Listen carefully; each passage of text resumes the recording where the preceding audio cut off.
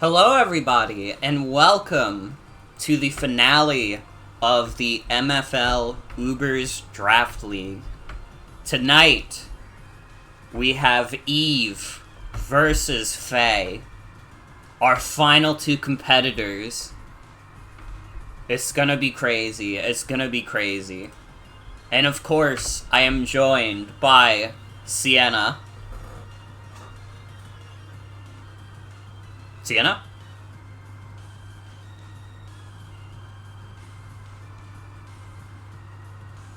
Uh-oh. Uh-oh. Can you hear me now? Yeah, hi. Okay, it wasn't working. It'd be like that, it'd be like that.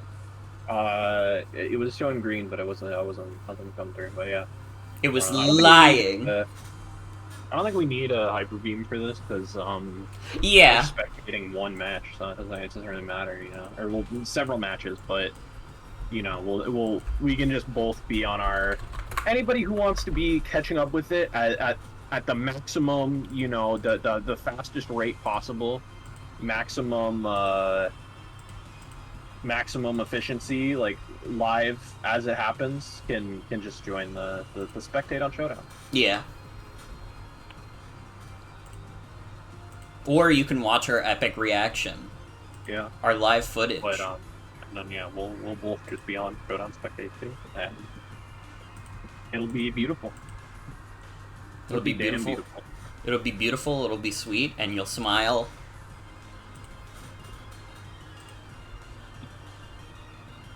But yeah,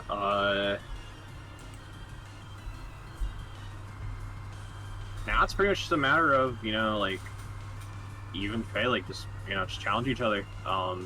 Yup.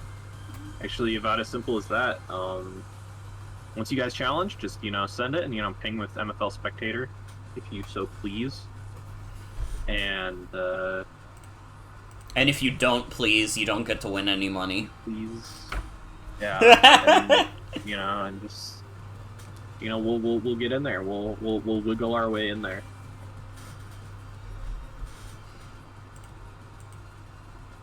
Yeah. Yeah, this is exciting. I mean, I didn't get to do live commentary last time because I was fucking in the grands. So like, yeah, it was all on me. Or maybe I had a co-commentator. I might have had. I had Eve. Yeah. But I couldn't remember. It's been a year. Now Eve is in the grands, and I'm in the commentator seat. So this is the new pattern. New pattern of MFL. If you are a commentator at any point, you'll be in the next grands.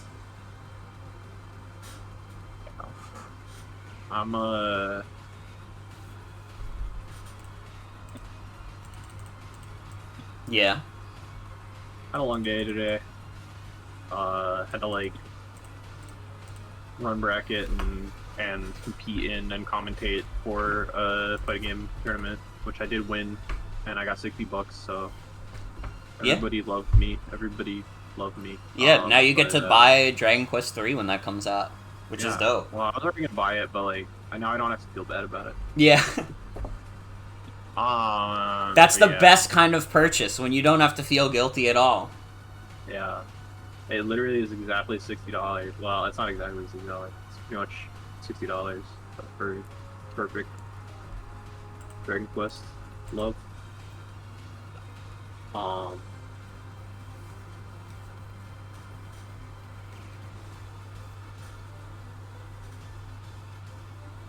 Yeah.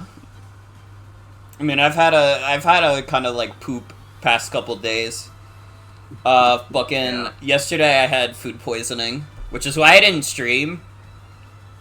Dude, I'm fucking mad. It's like every other Mexican place I like order food from, I get like fucking food poisoning. It's fucked up. This needs to stop happening. Yeah.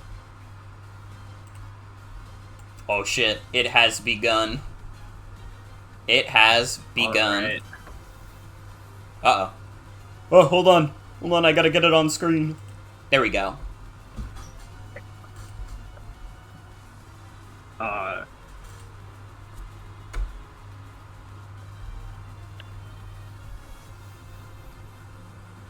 I could even zoom in a bit more.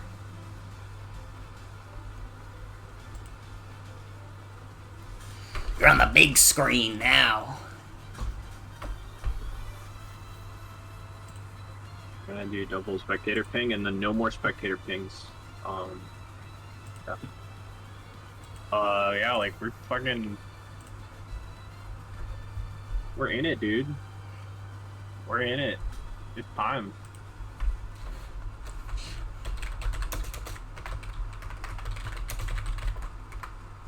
Honestly, like it's like an intimidatingly large screen for me, frankly. I have a 1440p monitor now, and so like this is just like so tiny. Yeah. It's so tiny. It's just like the little corner of the screen. I'm gonna zoom in.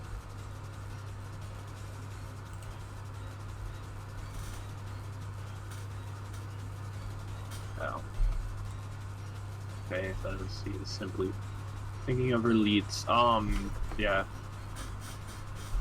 And for the record, like, I don't know if you guys have, if even Faye, if you have like your stream audio or like stage audio on, just like deafen or like mute it or whatever. Or, like, Yeah, turn it off. we don't want you to get fucking. Don't get any funny ideas from us. We don't want you to be ghosted, basically, by the commentary. Hey. Hey. But, hey. Hey. It's probably fine. We'll monitor the situation as it progresses, I suppose. We do have a certain group on watch of Smeargle. Yeah. You know, we have Dog the Bounty Hunter. We have Insane Clown Posse. Someone's gonna take them out. We have some agents on that. But yeah, it's time, so. It is time. We got a Dialga versus Solgaleo. Yeah. The double steals. Ooh, Flame Charge. Immediately, Flame Charge. Ah! Solgaleo. Oh! Wow. Weakness policy, though. Uh-oh. That's fucked.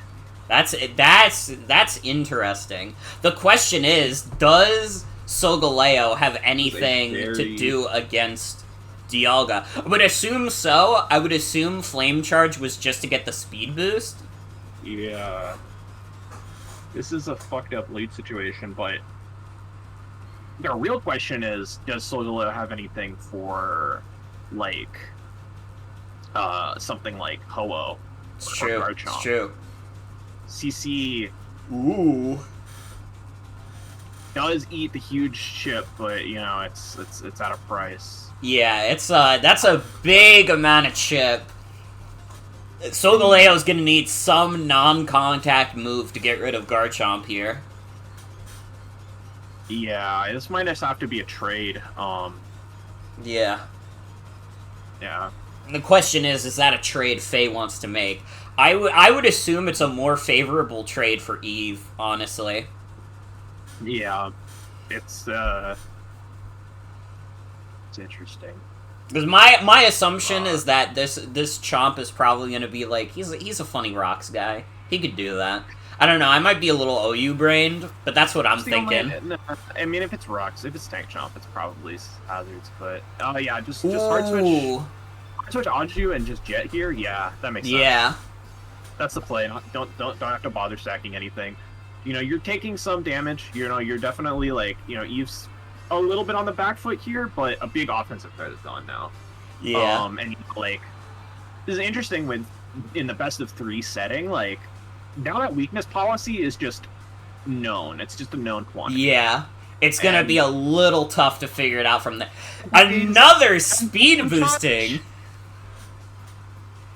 Okay. It's maybe Faye's going for like full out hyper offense here, trying to just get like as many crazy boosts as possible going. No, okay. It doesn't have anything to hit the. Yeah. It doesn't have anything to hit the Togekiss.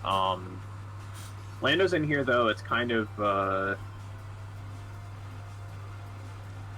acting like it has something that hits Togekiss, but I guess it's just rocking here, rocking on up. And then Fair enough. Fair enough. Wow, that's a huge turn for Eve. Yeah. He gets that huge chip onto Lando and gets the wish into Chomp, bringing Chomp back to life. That's a great turn. Now we're just going straight back to Dialga. Yeah, what's Eternatus cooking? Eternatus is cooking with Dynamax Cannon. That seems to be a rather high special attack Eternatus. Yeah, I mean, Dialga...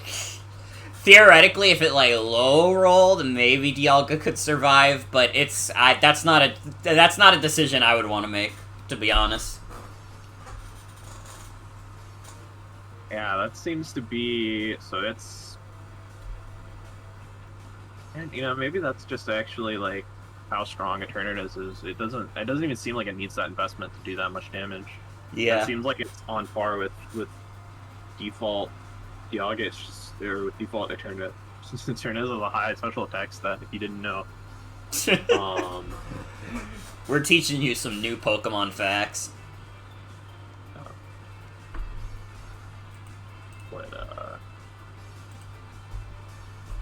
Yeah, Ho-Oh and Eternatus staring each other down. Ho-Oh seems perfectly capable of dealing with whatever Eternatus has. Fire spin? What the hell? Okay, oh my god, that's literally just there to fuck with the Regenerator. Oh my god. Oh my The god. double miss! Oh! That's brutal. Damn.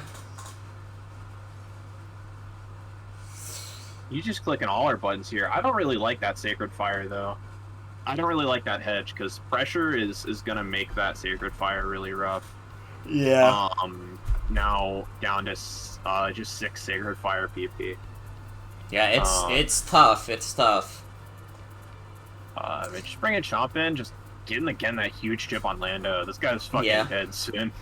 P-Jack's pig! Oh, it takes Toxic, though. Oh my god. Shadow Claw is revealed on the Arc Fighting now, which is huge, because now we know that, is this... No, it's not. This is not Arc Fighting, this is Zoroark, because it just lost HP from Life Orb. Shadow Claw is revealed on Zoroark, which means we know it's physical Zoroark, which is... Very funny. Weird. Pretty much. It's not that... I mean, it technically has a decent, attack stat. Like, its attack stat is 100. But yeah, just mementos. And the real Arceus fighting comes in. Interesting. It's gonna calm mind up, but T-Wave... T-Wave is tough. T-Wave is very tough. T-Wave is gonna help deal with that, and are we gonna see a phasing move? Oh no, we're just gonna see instant kill. Damn! Yeah. I think Faye loses this first match. I'm gonna be real. Yeah. It's gonna be tough to come back. Game 1's looking tough with Faye. But random rock move has hit the Ho-Oh. That's not nothing. That's not nothing. Urshifu is very scary. Yeah, Togekiss coming in though. I feel like Togekiss might be able to just click Gleam like 3 times, and maybe not 3 times. But, I don't know about this. This maybe Draining Kiss just kills though, or maybe sub on the Sucker Punch, and then nah, this is rough though. This is tricky. I think this sucks. With the Trailblaze now? Yeah, I don't know. I don't know. I think you're gonna get Wicked Blown. I don't know about all this. Yeah, no, Rock Slide just... Rock Slide's not gonna kill. Oh, it's no Gleam on the Togekiss. Ooh. Yeah, I think Urshifu just brings it back. Yeah. I'm gonna be real. I think Urshifu just brings it all back. You've played with her food a little bit, and like, it actually just turned it around. Yeah. Dialga's not gonna get through this, obviously. So. Damn.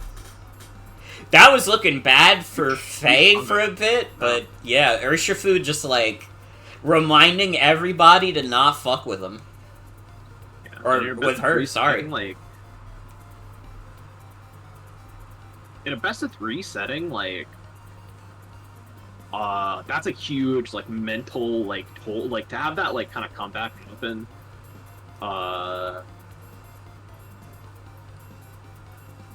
have that comeback happen to,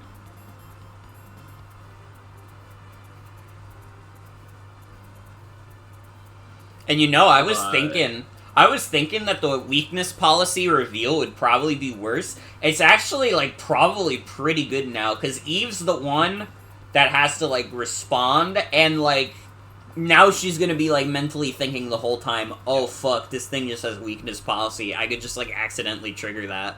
yeah. Faye already winning the mental game.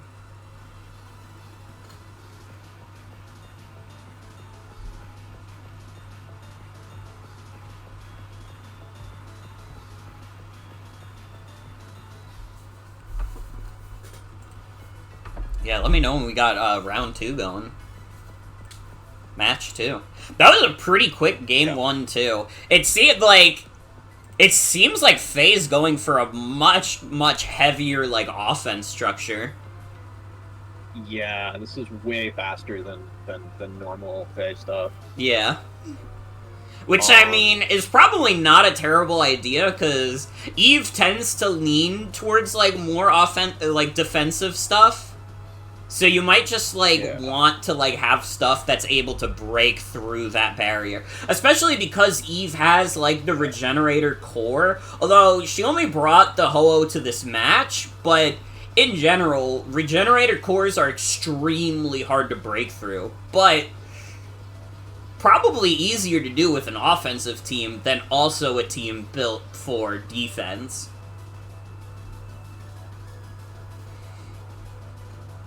I mean, Faye has shown a lot of domination in the team building throughout this league, so.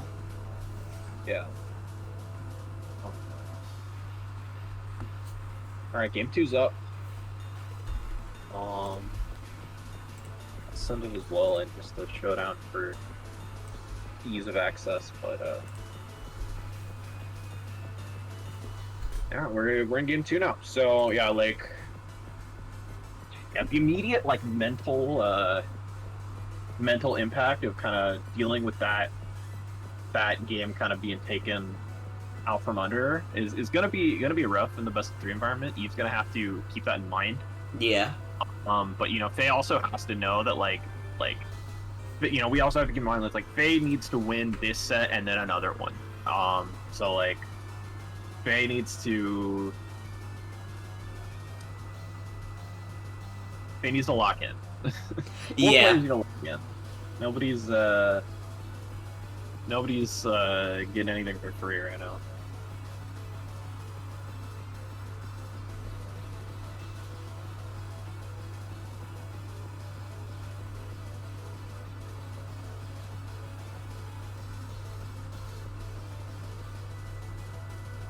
Just choosing leads again. Yeah, like, weakness policy Solgaleo is honestly just, like, a really good call, even for best of 3, because, you know, it's like it's revealed now, so, like, it's a known quantity, but, like, yeah, the we have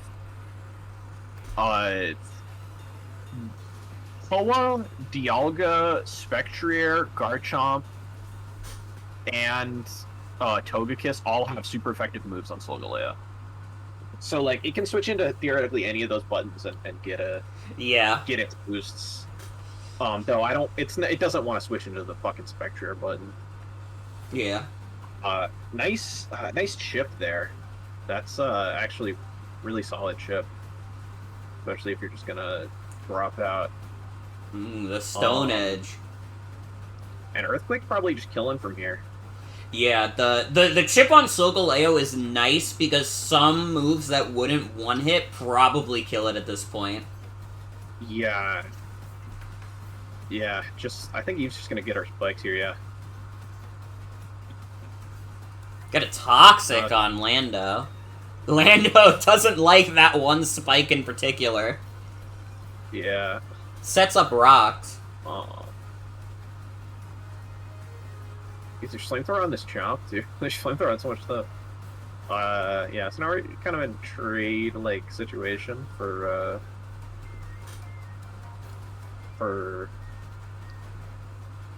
hazards. Yeah.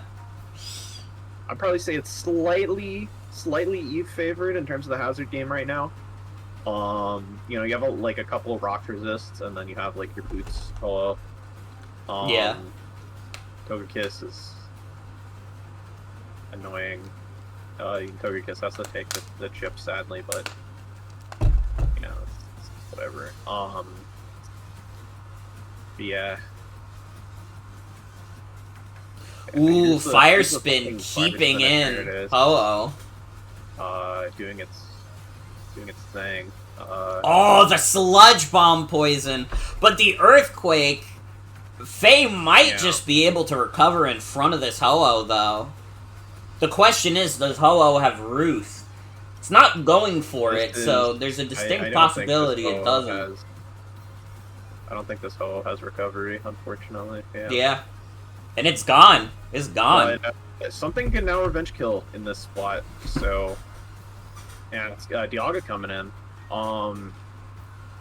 Question is, does Faye keep in Eternatus? Just let Eternatus rot. Remove definitely kills here. Not sure if it's Draco or perhaps like it might be Pulse for the PP.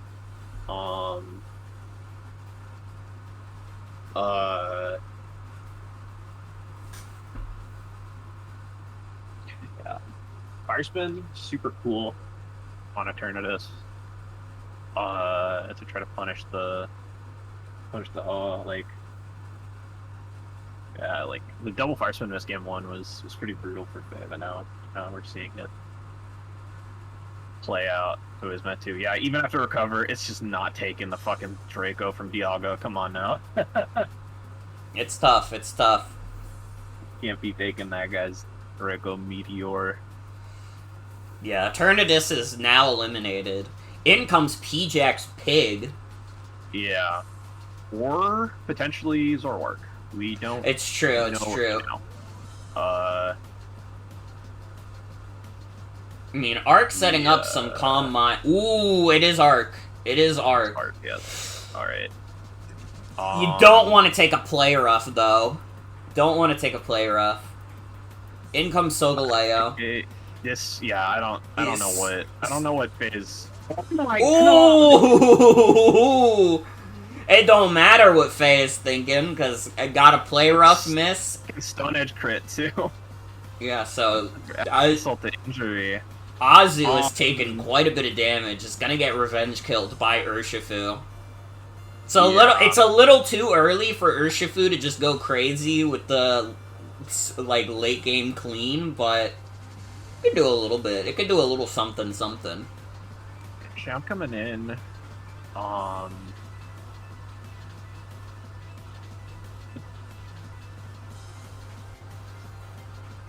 Need a big Toxic in, and it's gonna take the double chip from the Wicked Blow too. I mean, if I'm Eve right now, like I'm just leaving the Garchomp in and just like taking that chip, that giant chip on Urshifu, like, and then you can probably just jet with Azu after that.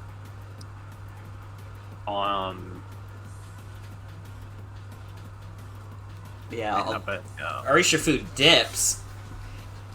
We get some Toxic Chip on the Lando now too, and he probably wants a U-turn out or defog or something. It's gonna do something that. It's looking very tough for Faye right now. This is a little different from last game. Togekiss still being alive, even if it's not like Gleam, it's tough. It's tough. You have a dead Landorus, and the hazard situation is now even better for Eve. Yeah. And the fight just kills there too.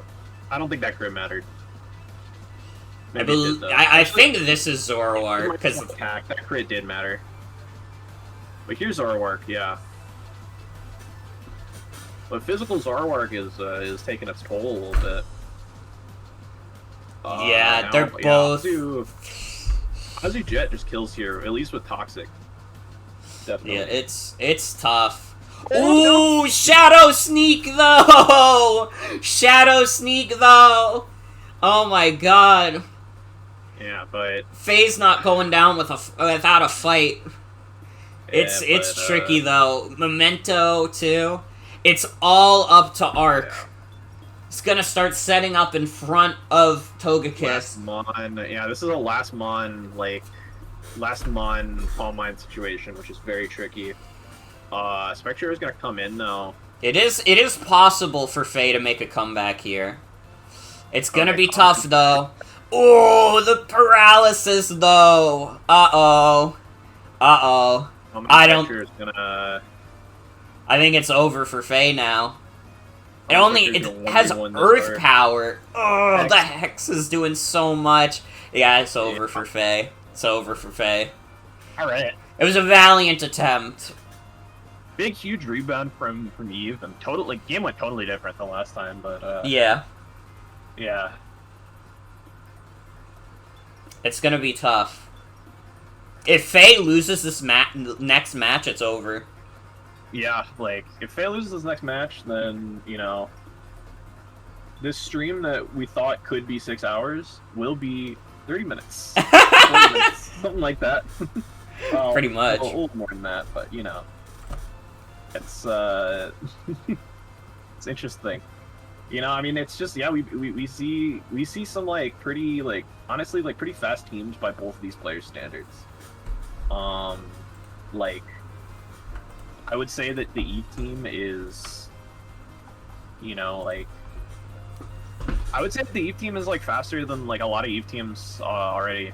Yeah. Also, to be clear, it isn't, the stream's gonna be longer because they're gonna, even if Eve does win, they are going to play out, they built 2 teams for 2 sets. So they are gonna play out, like, a friendly set with their other teams. Yeah. Just for fun, even if Eve wins here, but, you know, I want more. I want to see more good mons, more competition. I'm kind of rooting for Faye to get the reset here. Yeah, I'm hoping too. I like long sets. I like my big long sets. But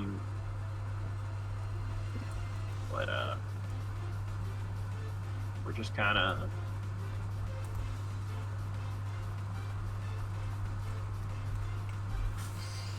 Alright, we got the Togekiss into the Eternatus lead. Not great for Togekiss. This might as well be like Togekiss staring at the face of the Grim Reaper. Fire Spin on Dialga. Although we know Dialga has the big Draco. Yeah. Oh my god. And the crit on Solgaleo. Oh my god. Pretty huge. Eternatus is able to come back out, though. Garchomp comes in. Not a favorable situation.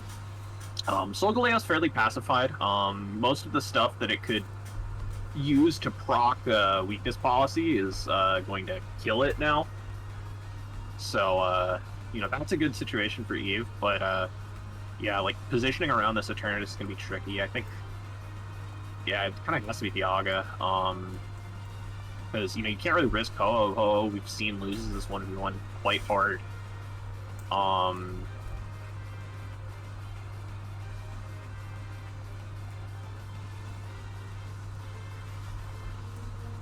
We're seeing, like, every time it drops this Draco, it's like, because Eternatus is switching out, it's keeping the Draco PP, which is pretty huge. And now we do have the stay-in from the Solgaleo, so the Chomp switch works out this time. And that guy's gone. Aw. No more free Draco switch-ins. No more free Dracos! Dialga can't really risk switching into Fire Spin right now, because Fire Spin into Dynamax Cannon will definitely kill. I just said Fire Spin into Dynamax Cannon will definitely kill. Yeah, it This is. is a script Dialga, and I never knew. It is about time for Dialga to Yeah. expire. Oh, yeah, that's not gonna happen. That's tricky. That's a tricky thing for Eternatus now. In comes Ho-Oh. Starts the But, fire spin. It's started. It's beginning. This is gonna be kind of the EQ 1v1, like. Yeah, the thing is, Eternatus does not have as many recovers as Ho-Oh has Earthquakes, and Fire Spin is just not doing enough chip to this bird. As many because it's taking 2 PP every time. Wait, you're right! That's true, I forgot about it. You know what, Eternatus? I apologize. I wasn't really familiar with your game. Yeah. You know, I think Faye here is willing to just take a trade on this, honestly. Yeah, I mean, getting rid of Ho-Oh is huge. Ooh, that's tough. EQ coming in, yeah. That's tough. You're always risking playing on a game if you're just gonna, recover cycle like that. Yeah. That's still not gonna, like, Eternatus can still recover this, but it's put into a pretty awful situation after that point. Yeah. I would Brave Bird here if I'm Eve. I want to conserve the last Earthquake. And it's a decent hedge in general, I think.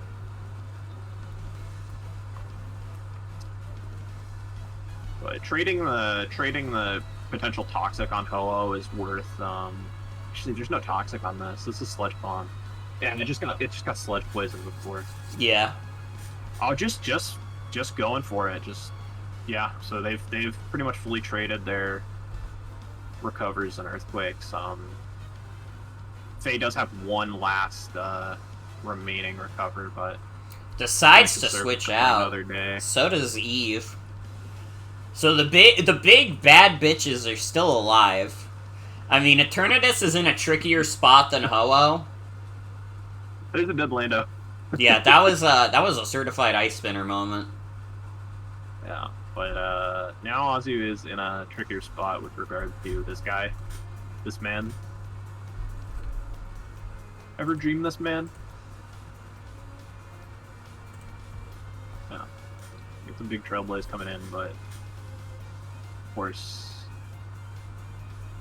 taking that chip.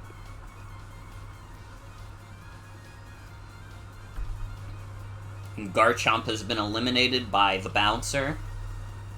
Yeah. No hazards are up on Faye's side. This seems like Azu play rough time. A little bit. It does seem like a certified play rough moment. It's gonna live a Trailblaze. Yeah, Faye's kinda need to, like, throw something to the wolves.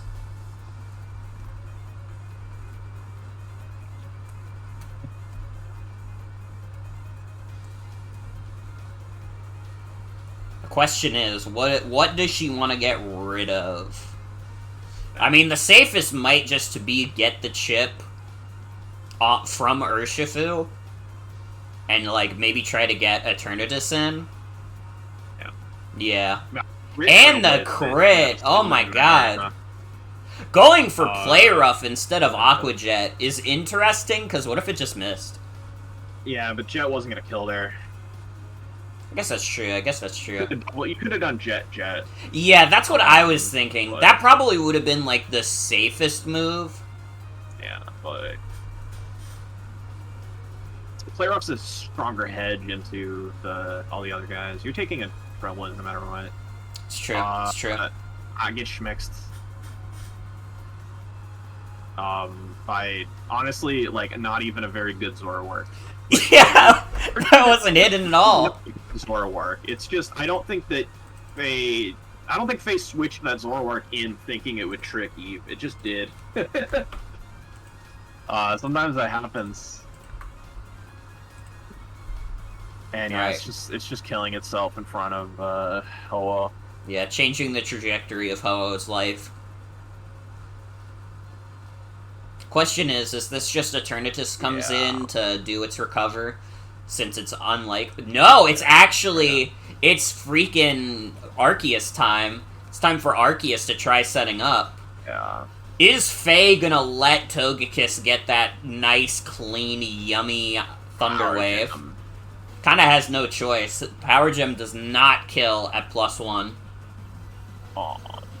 Yeah, just gonna wish, just wish into, like... Ooh! It's a range to kill! Oh my goodness. Oh my goodness gracious. I think this is a Faye win. I think it's a Faye win, because I don't think Aqua Jet kills. Oh! Right, it's a Faye win! That means the first set. Faye has won, which means we get our second set. Which also means... It also means both players will be doing different teams. So if you got used to these goobers, get ready for some new goobers. Yeah. Technically not. I don't know exactly what they agreed to. I think it's technically not a required switch. They can. I don't remember what exactly we. I kind of let them settle it. Because it's like, it's whatever. If it was me, I would switch the team. You don't need that information. Yeah. Might just be me though. Might just be me though.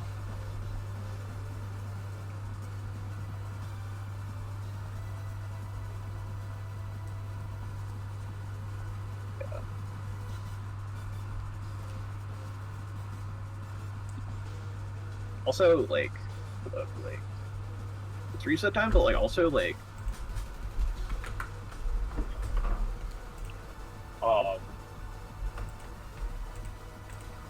I just realized we haven't had, like, any special song. I'm gonna, like, I've been having a Pokemon playlist play during this. You know, that works, but I'm gonna ping him and be like, is there any, like, you have an emergency grand finals theme you want played? Yeah, let's just last minute. I literally never asked them to think about this because I forgot. Oops. I'm just gonna say it, you know.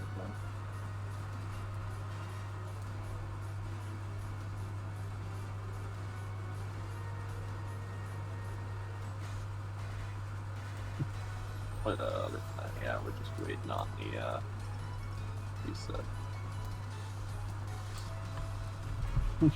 You've just sent a screenshot of Google or of YouTube search with just world's most copyrighted song.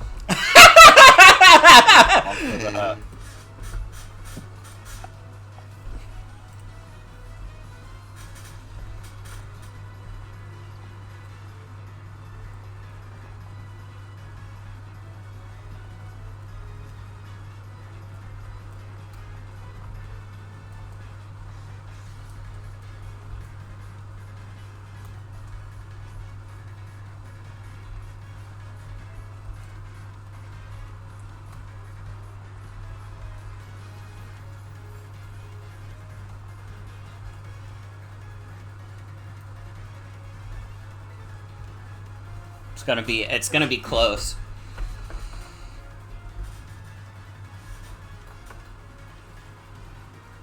Well, I'm glad we're getting our exciting second bracket in. It would have been really funny though if, like, Eve just took it home. Yeah. No, we're getting our money's worth. Yeah, this is for all of you at home. This is the excitement you crave. This is the bloodshed you crave. Look at how many Pokemon are dead in this match. These are all real Pokemon that died. This is Nuzlocke rules, bitch. We're getting a real sense for them. You know, it's actually very, you know, it's. You have to wonder how defensive are the teams in this set going to be. You know, how different is it? You know, we had two pretty fast teams for these two player standards for the first set, you know, we have no idea what these teams might look like. It's tough. Too closely matched opponents.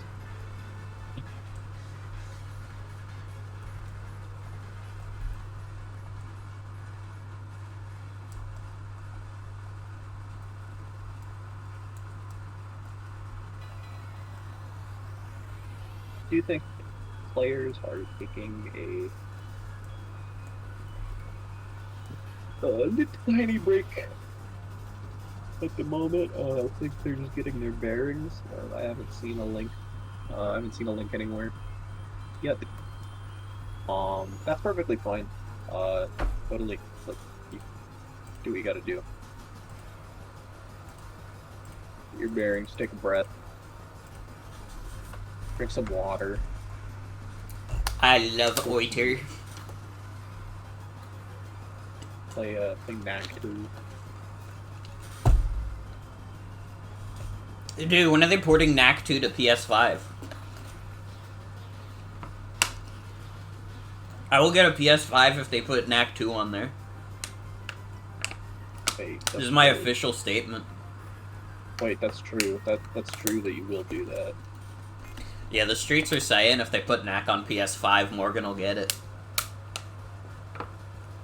Now, why the streets are spreading rumors about me, I don't know. I didn't know I was on the radar, but... Knack 2, that's crazy. Dude. I was, like, thinking about it, and this is, like, I don't know. I feel like... They, like, I don't know. Hawk Tua probably determined the election, is what I'm thinking. This shit's up. We got set 2.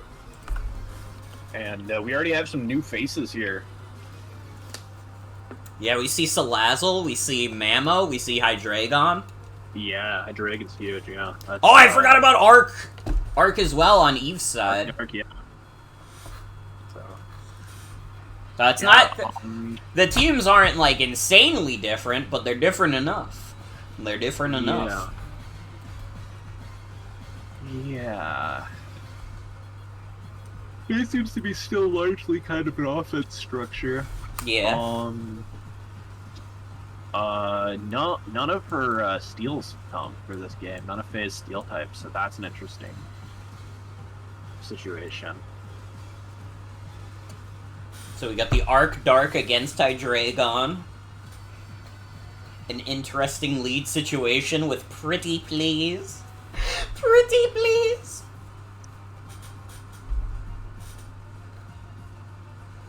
Toxic immediately. Oh, Tailwind! This is a fucking Tailwind team! What the fuck? Is this a suicide lead? Hold on, this Hydreigon is Howlfire? What the fuck? This is crazy! This is insanity! What the hell's going on? Oh my god, in comes Mamo with 1 turn left of Tailwind. What the fuck? Oh my god. Herein lies the problem with Tailwind. It's a bad move. But yeah, ignore that. You know, we're just it's a bad move in singles. Yeah, and doubles the less time. It's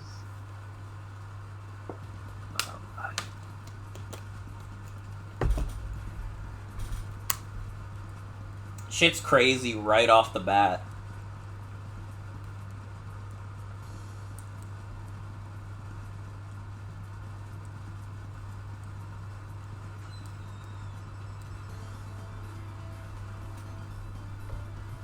Certified VGC moment. Tailwind confirmed.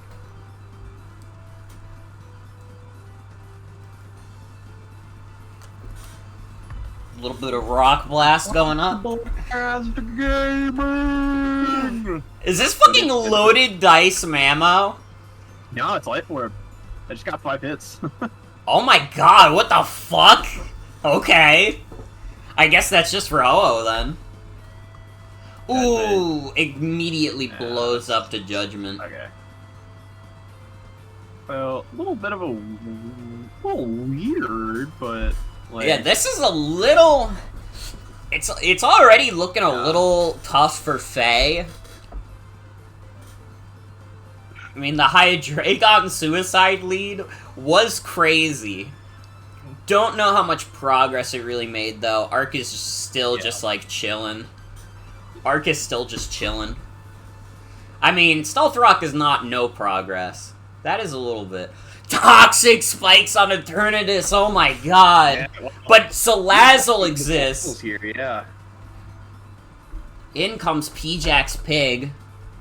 Once again, he's back in the news. In on that. Wow, we got a... It's Calm Mind Arc. Yeah, it's been Calm Mind Arc both times. Yeah, it's another certified Calm Mind moment. Thinking this might be, wondering what this Salazzle is. Maybe sub. We're not gonna find out. The Arc is faster. Yeah, Arc just blew that shit up. Damn, that's a fast that has to be like max speed, basically, or damn close to it. Salazzle's like base 117 or something. So yeah. It's like really high. Just rock sacking the Hydreigon. Now forcing the Azu to be choice locked. Yeah. Surprisingly brings in Eternatus. I was thinking like maybe Lando to try and get the attack drop, but you know what? It works. If it works, it works. In comes T-Spikes. Eternatus might not be poison move. Maybe. As we've seen in the past. This is a known strat. Oh, never mind. Well, never mind. Poison move is real. with the defog, all that work Faye did to get all those hazards up, and it's obliterated in an instant. Here, though. The Ho-Oh 1v1ing is struggling a little with that. Yeah. Dog is gonna have to come in, take care of that. But there's no Draco switch in really. That's safe. Arc is the best one. We're probably gonna be seeing that guy come in. Yeah.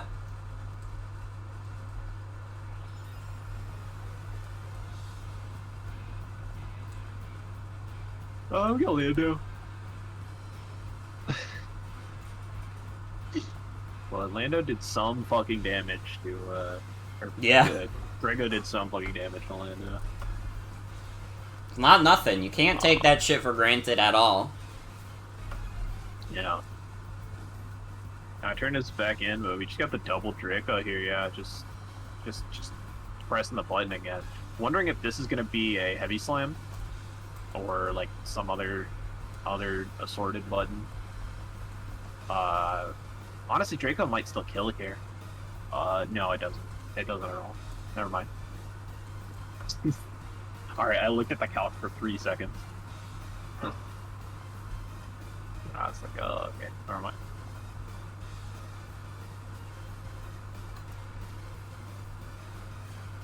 Brave Bird taking out Lando. Yeah, this is looking tough for Faye. But you know, you still got the last Monarch fighting, like, or I mean, it's not last Mon, but potential of that. Yeah, Arc fighting. Urshifu, like, no moves revealed on Urshifu, so you know, this could be interesting. P-Jack's Pig probably gonna have to stay in. I can't imagine anyone taking. I guess Eternatus maybe. What health is Eternatus on? Eternatus takes this player up. It's at 81%, but yeah, nobody wants to take it. All right. Yeah, nobody is over the moon about having to take that shit. Because like, if you like player up here and like kill the Azu, like if Azu player ups here and then like takes one hit, it's not gonna die in one hit. Yeah. It gets at least one player up off. Oh yeah, this is Belly Drum. Uh-oh. This is not choice band Azu. But we're not seeing Belly Drum come in here. Spellblaze twice! Oh no! Be careful, Eve! Is it happening again? Is it another certified Urshifu moment? Eve, be careful! Oh no. Uh-oh. Oh! Uh-oh! Not again! Not again! Oh my god! Urshifu is like the GOAT of all time! What the fuck?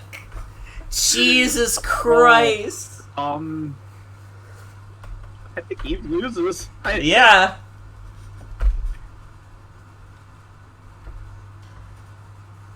Yeah, wow. Jeez. Well, You rock slide Flint. dude, the fucking feral bear. What the fuck? Oh my god. Cheatmon.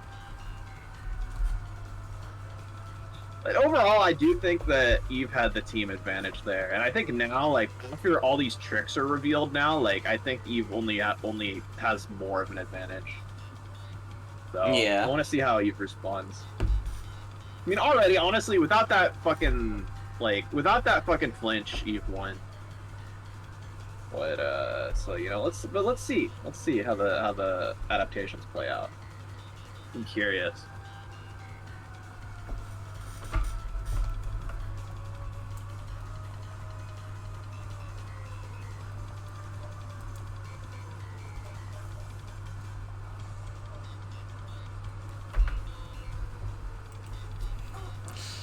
We gotta get Smeargle out of here. We gotta get this fucking guy out of chat.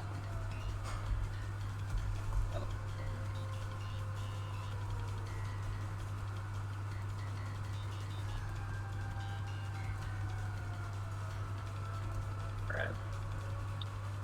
Going into set 2, game 2. It's getting crazy. It's getting crazy. Eve is on her last legs, really. Yeah, this is tournament point for Faye. So An immediate lead advantage in Faye's favor. Oh my god. yeah. But Eve knows Sludge Bomb is there, so you can play around as she pleases. Honestly, it might be Salazzle time if I'm Eve. I guess you're not soaking up the T-Spikes if this is T-Spikes turn 1, but Yeah. Salazzle could definitely take advantage of this lead situation. Oh, it works too. It is a Ho-Oh moment. It's a very fat Eternatus, so you gotta be careful. But wow, you know, honestly, 37 from that Brave Bird is like a lot at -1. I mean, I guess Ho has 130 attack, but you know. Yeah. But you turn rings in the Arc Fighting for an immediately advantageous matchup here.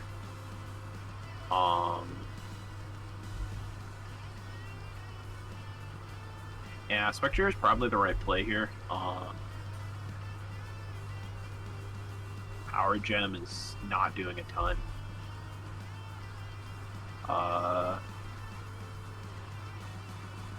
We just got a little bit of a Combine war going on.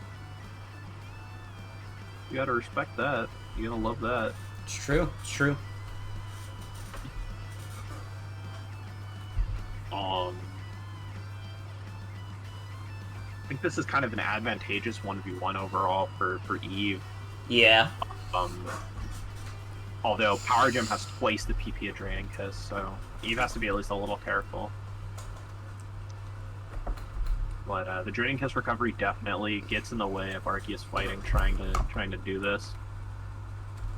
Oh wow, yeah.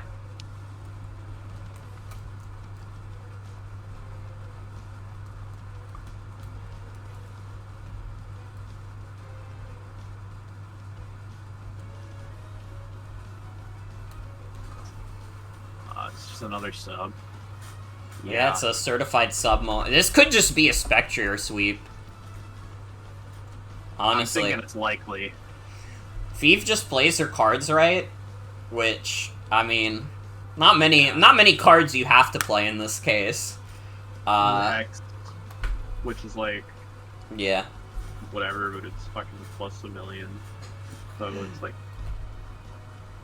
yeah, I would love to know exactly how high Spectreer's like damage is. Isn't killing. That's crazy! Oh my god! Yeah, just Draining Kiss, just dead. Oh man, this is over. That's just a 6L. That's just a straight up 6L. Holy didn't shit! I do that earlier? He says.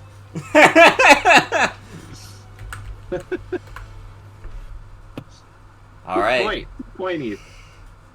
You know what? Why didn't you do that earlier? This is it. This is it, Luigi. We're at the last game.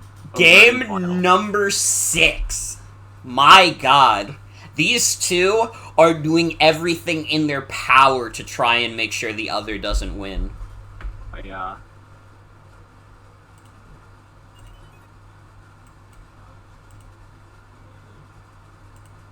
This is crazy. This is crazy.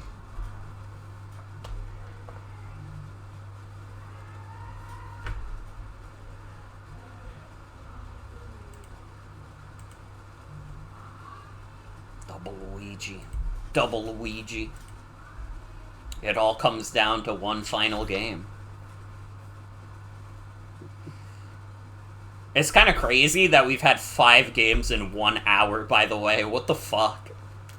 Yeah, I didn't fucking think it was gonna go. I didn't think it was gonna go this fast, but you know, I mean, we got 2 fucking players who just decided to go fucking max speed. They just like painted flames on top of their teams, and they're going faster now. It's true. This is it. Whoever wins this match wins the $100. It's a Lightning McQueen type set. Type pair of sets, really. You know, every horse has its day. It's true. It's true. Interesting lead situation. We have Salazzle into Hydreigon. Yeah. Taunt immediately. Ooh. That's tough for this Hydreigon. Although the big Draco. Oh my god. That's a fat drop on that. You know, the inject pack has been used up though, and the lead has been denied. The Tailwind lead has been denied. So like overall, like even if Salazzle dies here, it did good. And yeah. Now Eve knows now that this Arc is faster than Salazzle. Yeah. So Salazzle's either gonna have to leave or die. Yeah. And if I'm Eve, I'm just bringing Spectre right back in because, you know, really, like, it's such a hard 1v1 for... Oh, wow, okay. Interesting. Situation. Oh, yeah, Azu in there, maybe assuming...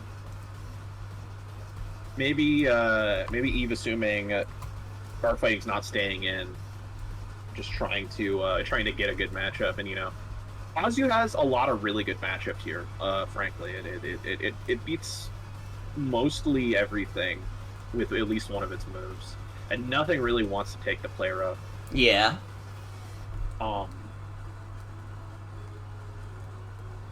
Probably a Lando moment, I would imagine. Yep. But is it? Oh, yep. It's belly drum time. Is Eve gonna get another sweep going? Ooh, fat Aqua Jet. Eternatus would definitely survive an Aqua Jet. Yeah.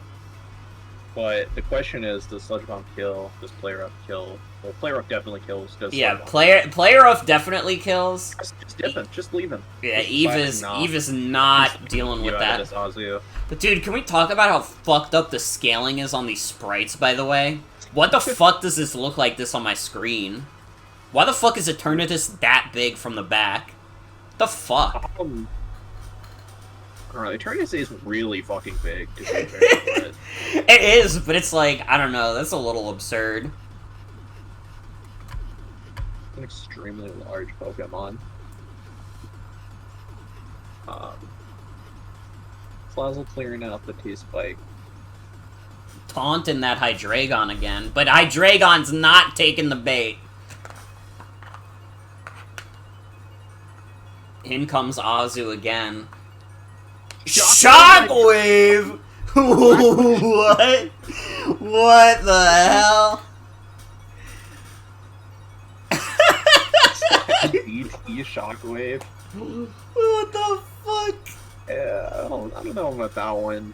It did a cool 20%, I guess. I mean, to be fair, it was after the Draco drop, but still.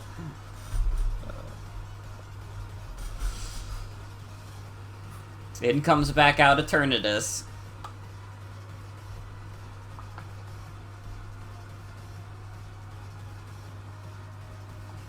Dialga just blocking Azu from getting killed. Toxic Spike's going back up. Eternatus takes Draco. Yeah, Dialga's getting its rocks up, but like, yeah, this is a tricky situation with the T-Spike up now. Yeah.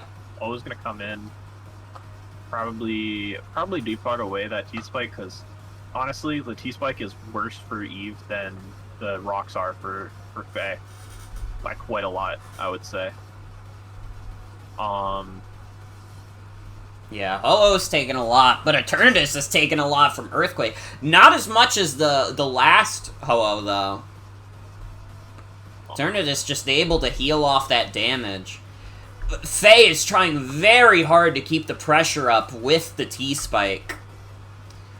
Eats a fat Draco. Much higher roll Draco that time. The last one did, what, 80? Oh, actually, the last one did 87. Yeah. I guess it's only a little bit higher, but it is still higher. Ooh, poison on Ho-Oh. That's big. That's big. Ho-Oh has to evacuate the premises. Eternatus still has 4 recovers. I have to see. This is tricky. This is tricky. Oh, I would not have taken that gamble. I'm gonna be real. That's a big. It worked out for Faye, but it was a big gamble. Oh my god. Getting both T-Spikes up, sacrificing Eternatus in the process. I don't think that was the right move. That was a huge risk for Eve to take too. Like, that was the last Draco. Yeah. Like, Eve had to believe in that stay-in. And now the thing is, one of Faye's Mons can get a little setup going. Yeah, and like, with T-Spike up, it's tricky. Oh fuck. Uh-oh. Uh-oh. PJ's Pig is out. It's down to Mamo and Urshifu on Faye's side. Oh my god. This is a tricky situation. Is Urshifu gonna bring it home? Is Urshifu gonna do his feral bear thing and bring it home? This is Gleam, yeah. Nope. Arc is faster. Arc is faster. I think this is it. I think Eve won. You know, Mamo can try to make it happen, but it's not. It's over. And ladies and gentlemen, and everyone else, after 6 games, your MFL 2 champion is Eve. Eve has won after being put on the back foot, having to go into a second bracket. Eve takes it home. Holy shit. What a match. What a match. 2 absolute, like, legends. Lots of twists and turns, some giant sweeps. Okay. seriously, this Smeargle guy, I don't know. We gotta do something about this, though. Do we have any, like...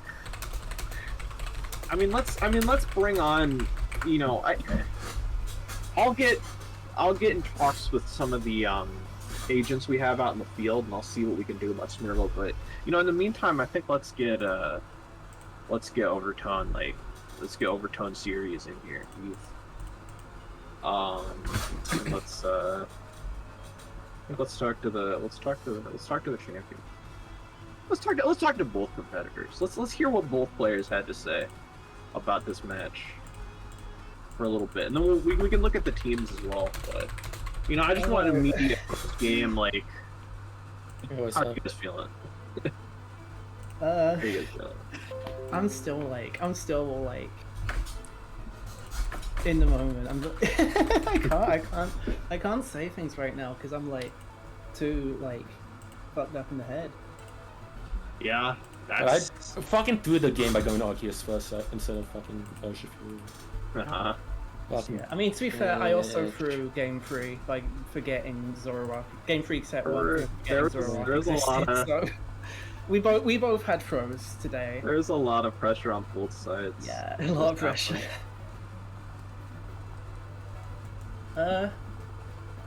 Honestly, I think like I am very glad it went to that kind of Game 6 double Luigi outcome. Yeah. I think that's like the best I could have hoped for. Yeah, for the stream, definitely too. The stream, yeah, like, but also huge. my personal fulfillment. Yeah. And really, I think both teams both times were good. Like, I think like. My tabs are a mess right now. I don't remember which replay is which. Yeah, there were a lot of fucking games of this. Oh.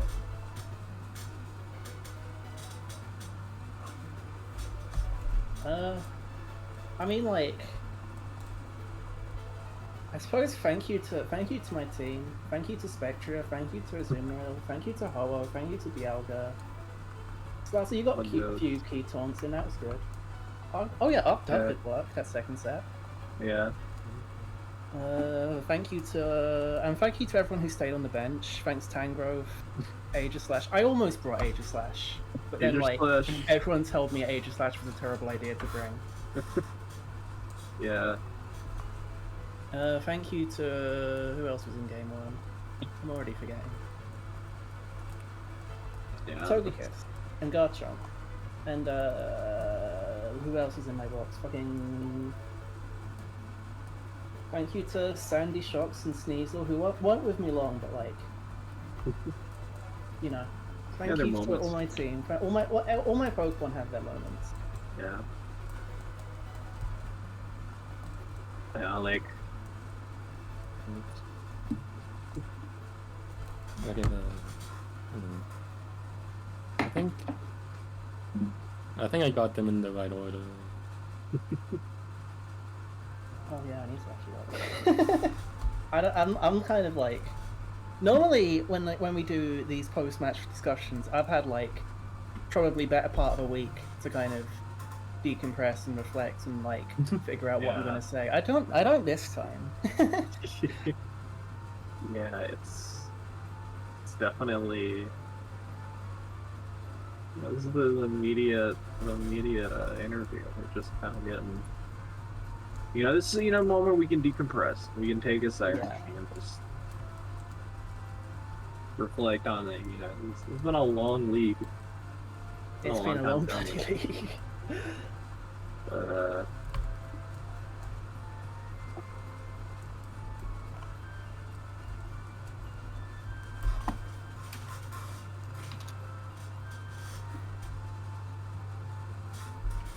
I guess we can go into team discussion now. Yeah.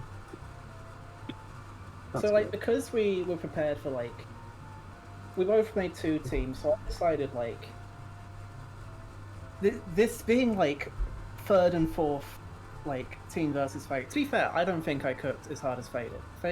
Faye's sets. This They had set. Shockwave on a team. I don't even know. Like, it didn't.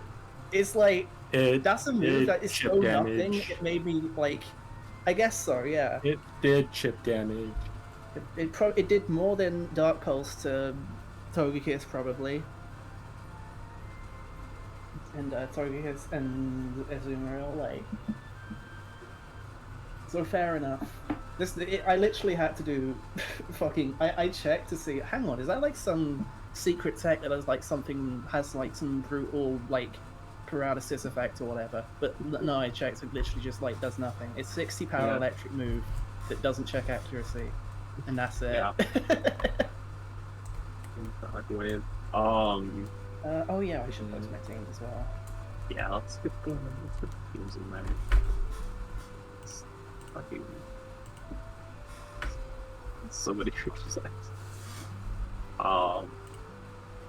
Yeah, I mean, I think most of my sets were like fairly standard. I have commented before. I feel like I don't have like. I can't really deploy my whole team against Phase roster just because of how some of the matchups work. Yeah. So a lot of crossover between my previous sets against Faye.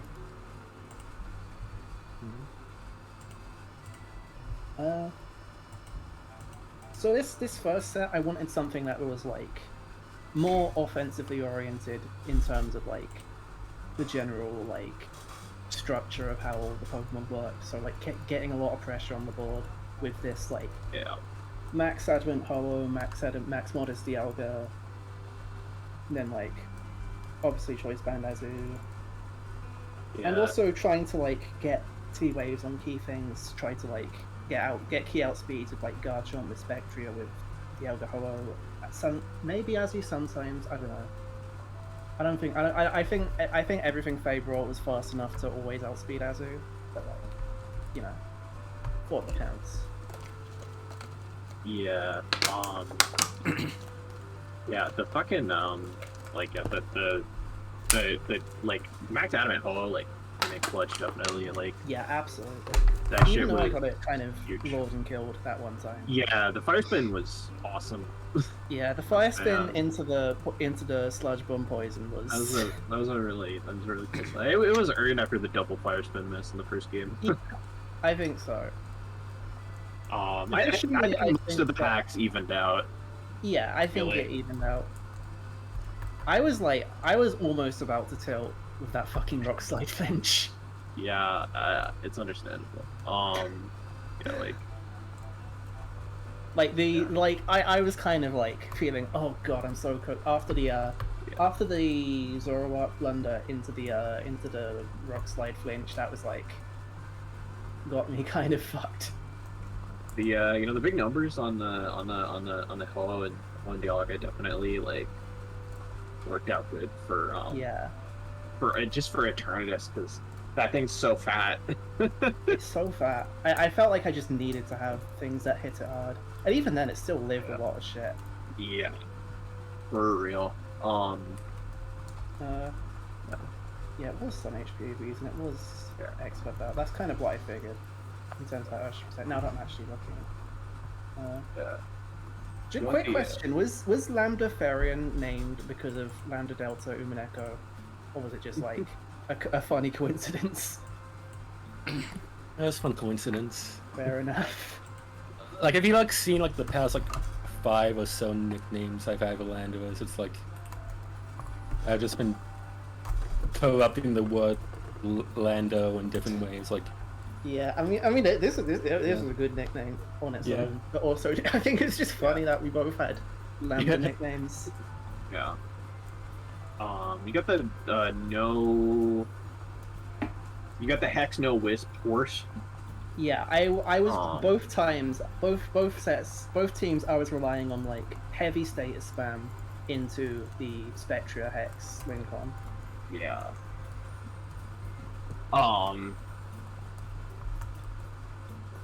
This did like, I think I could have used this one better. At least, except for the one game I swept with it, but like, I mean, obviously Well, I mean, that was switching the in second on one. the fucking.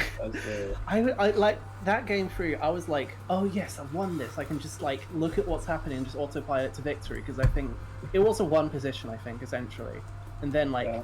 I saw okay, Eternatus in front of me. I just go Spectre. Hang on, that Oh, thing doesn't have the right amount of HP. Yeah. Yeah.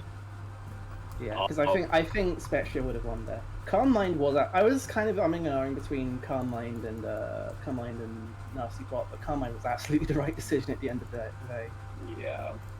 And probably it does Definitely, make like- sense considering Eternatus, considering this thing already gets like you don't need to be massively you don't really I didn't feel like I really needed the upfront power of Nasty Bot just because of the what was it? Just because Rimne. Yeah. That already gives me like if I Calm Mind into get a kill with Rimne, that is essentially a nasty bot and then also a little death boost. Yeah. That first set, I think I probably could have played a bit differently around at that end game because I was thinking like okay, this might be Sucker Punch. So like I was it was a 50-50 kind of really. Like I don't to be fair actually, considering it was Trailblaze, I don't think I had a safe scout option. I just had to like guess. But you know, it happens and it was information and like the set was close enough where like I didn't feel bad about it. Yeah. This is pretty much the same Garchomp I brought last time. Yeah. Like Flamethrower Toxic Spikes. It did felt way fucking faster this time. Hang on, let me double check. It only had like 80 speed. EVs Oh last yeah, time. right. I made it way Oh, faster this time. Yeah, I forgot I did that. But yeah, I decided to be like make sure I was faster than Urshifu, that kind of thing. Because I realized like, I mean I realized before the set. Also, I noticed in the set, Urshifu was a fucking massive threat. Urshifu is Even with not so. two fairy types and physically bulky Garchomp, Urshifu's nuts. And that was also the perfect set that like hit everything both times. And to be fair, I think this set kind of hit everything every time. But you know, Yeah. no matter what I brought, I don't think I would have had a safe thing against maybe Tangrowth. But even then, Tangrowth like doesn't love to eat. Oh, was it Jolly both times? Was it Jolly this time? Hang on. I mean, Tangrowth still doesn't love eating Wicked Blows, but like, you know. Tangrowth was probably the safest thing against it, but also I don't like Tangrowth in this matchup just because Eternatus and Arceus kind of take advantage of it. And it can't, it also kind of, it doesn't really do the most against Lando and stuff like that. Yeah. This is the same Azu that I brought a lot of times. Slork, my favourite character from Moon and Echo. And this is also kind of the same Togekiss I brought last two times. Like, I mean, same EV spreads, same. I talked about the T-Wave concept. I decided Wish was going to be big. Heal Bell didn't really come up much. I don't think I actually pressed Heal Bell. But it was like in case it was like a Toxic Spam type structure. And then like Flamethrower to hit Scum because I didn't want the free Scum in on this. Yeah. But yeah. Shockberry and Dialga on both sets, both teams, by the way, never got revealed. Yeah. In 6 games, that's pretty nuts. Yeah, insane. I was thinking like, oh, is Shockberry a bad idea? Because like, it might get revealed early, and that kind of like the surprise factor does kind of help with it. But no, both games you just never got Aiden. There was never someone who pressed a ground type move against a steel type Pokemon.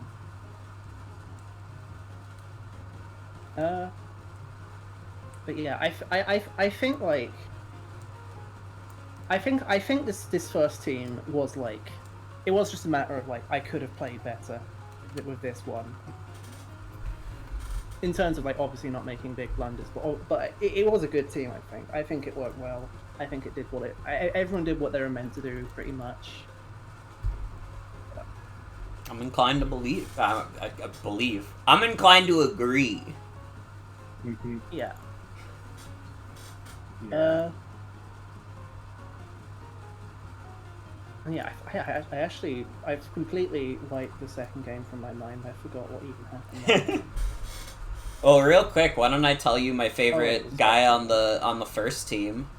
Yeah. You know, in grand finals, I do gotta give it to Ho-Oh. I think, like, the max attack Ho-Oh, like, holy shit.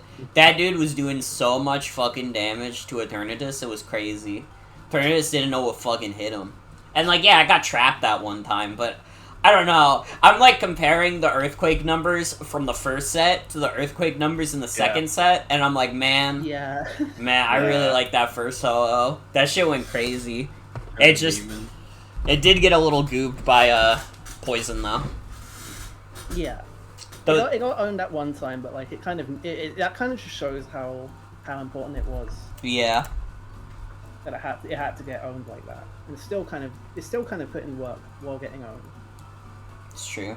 And Ho-Oh is like, obviously it was my Uber Duber. It's the centerpiece of my roster. Yeah. It's kind of the thing that's determined my whole play style, this whole league. So I'm glad it had a good showing this last set.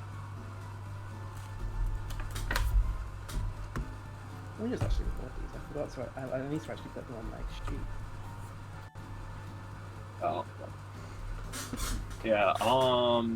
We want to talk about Faye's first team now. I feel like we might as well talk about Faye's first team. And Okay. We kind of jump between it like that. I feel like that makes the most sense to me. Yeah. Okay. No, yeah, this is the team. Guys. Yeah. That one. Yeah. So I have like 7 walk moves on this team. you really covered your bases. Anyways, like with the like after that first rematch with Eve, like I realized I was realizing that like I was like playing too reactively when I couldn't afford it. Like really, like the thing was like with Eve's also is that well, in general, like when I build it a lot of the time, it's like I focus more on things that are like immediately threatening on either side, and so like like tunnel visioning on that. It's like trying to tunnel visioning on like breaking and surviving the opposing breakers. Like left me vulnerable to like really snowbally sweepers, and you saw the Spectria was still a fucking problem.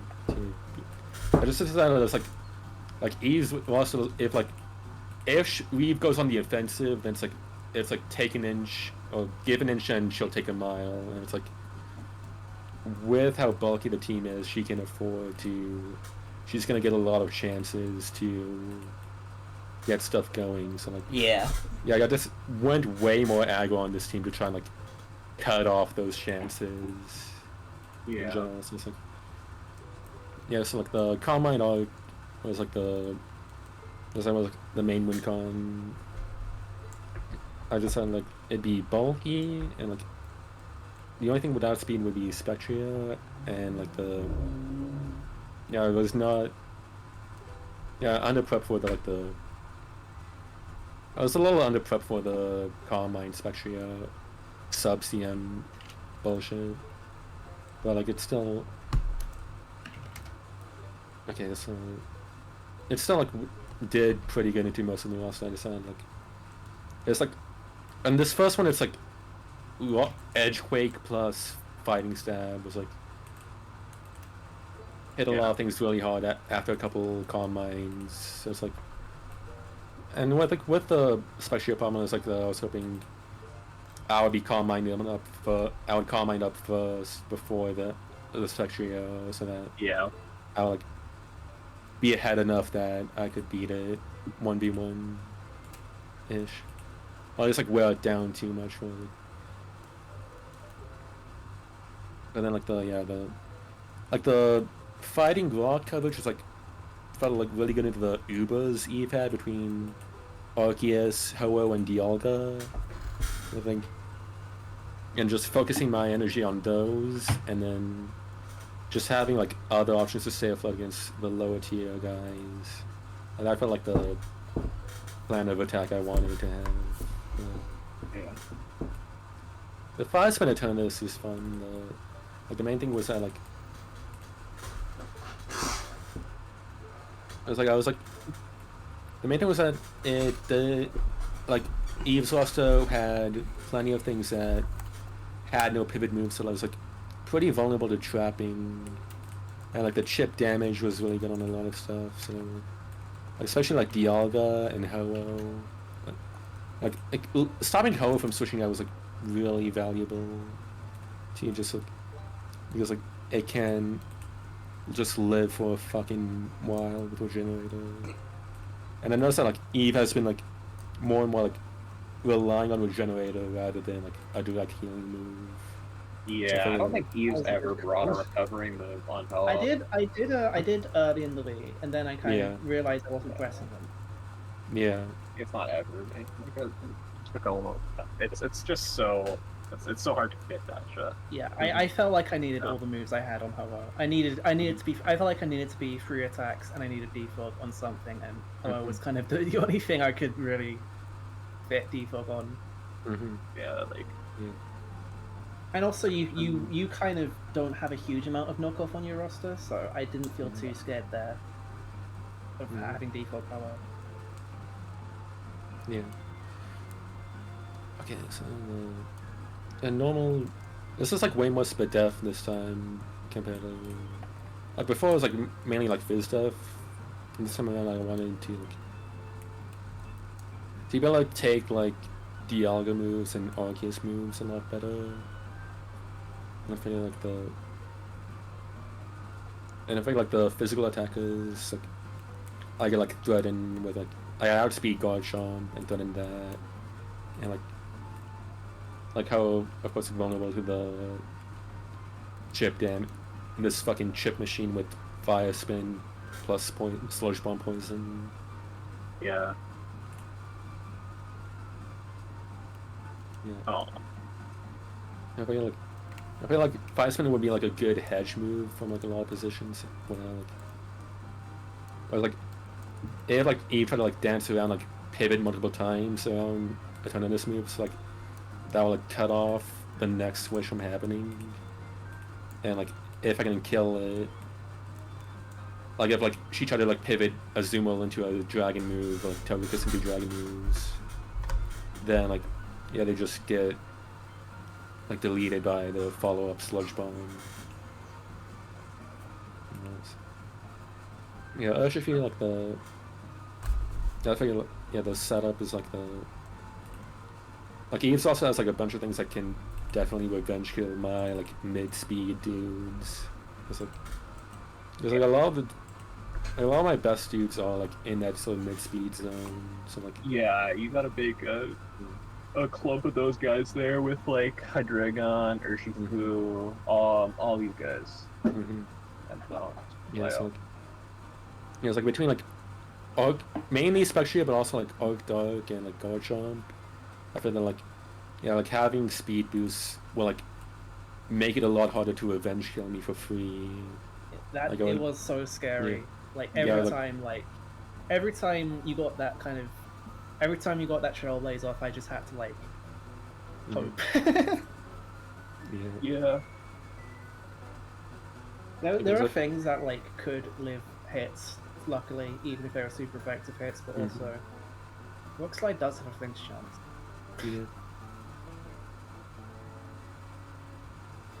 Yeah, so like this is the speed for like creeping on Spectria. Pretty sure after the Trailblaze. So Expert probably because like again like Fighting Rock hits all the Ubers really well. Plus Dark kills a couple other things. It's a good like neutral stab. Garchomp and stuff, and then and also hits the Sagos almost.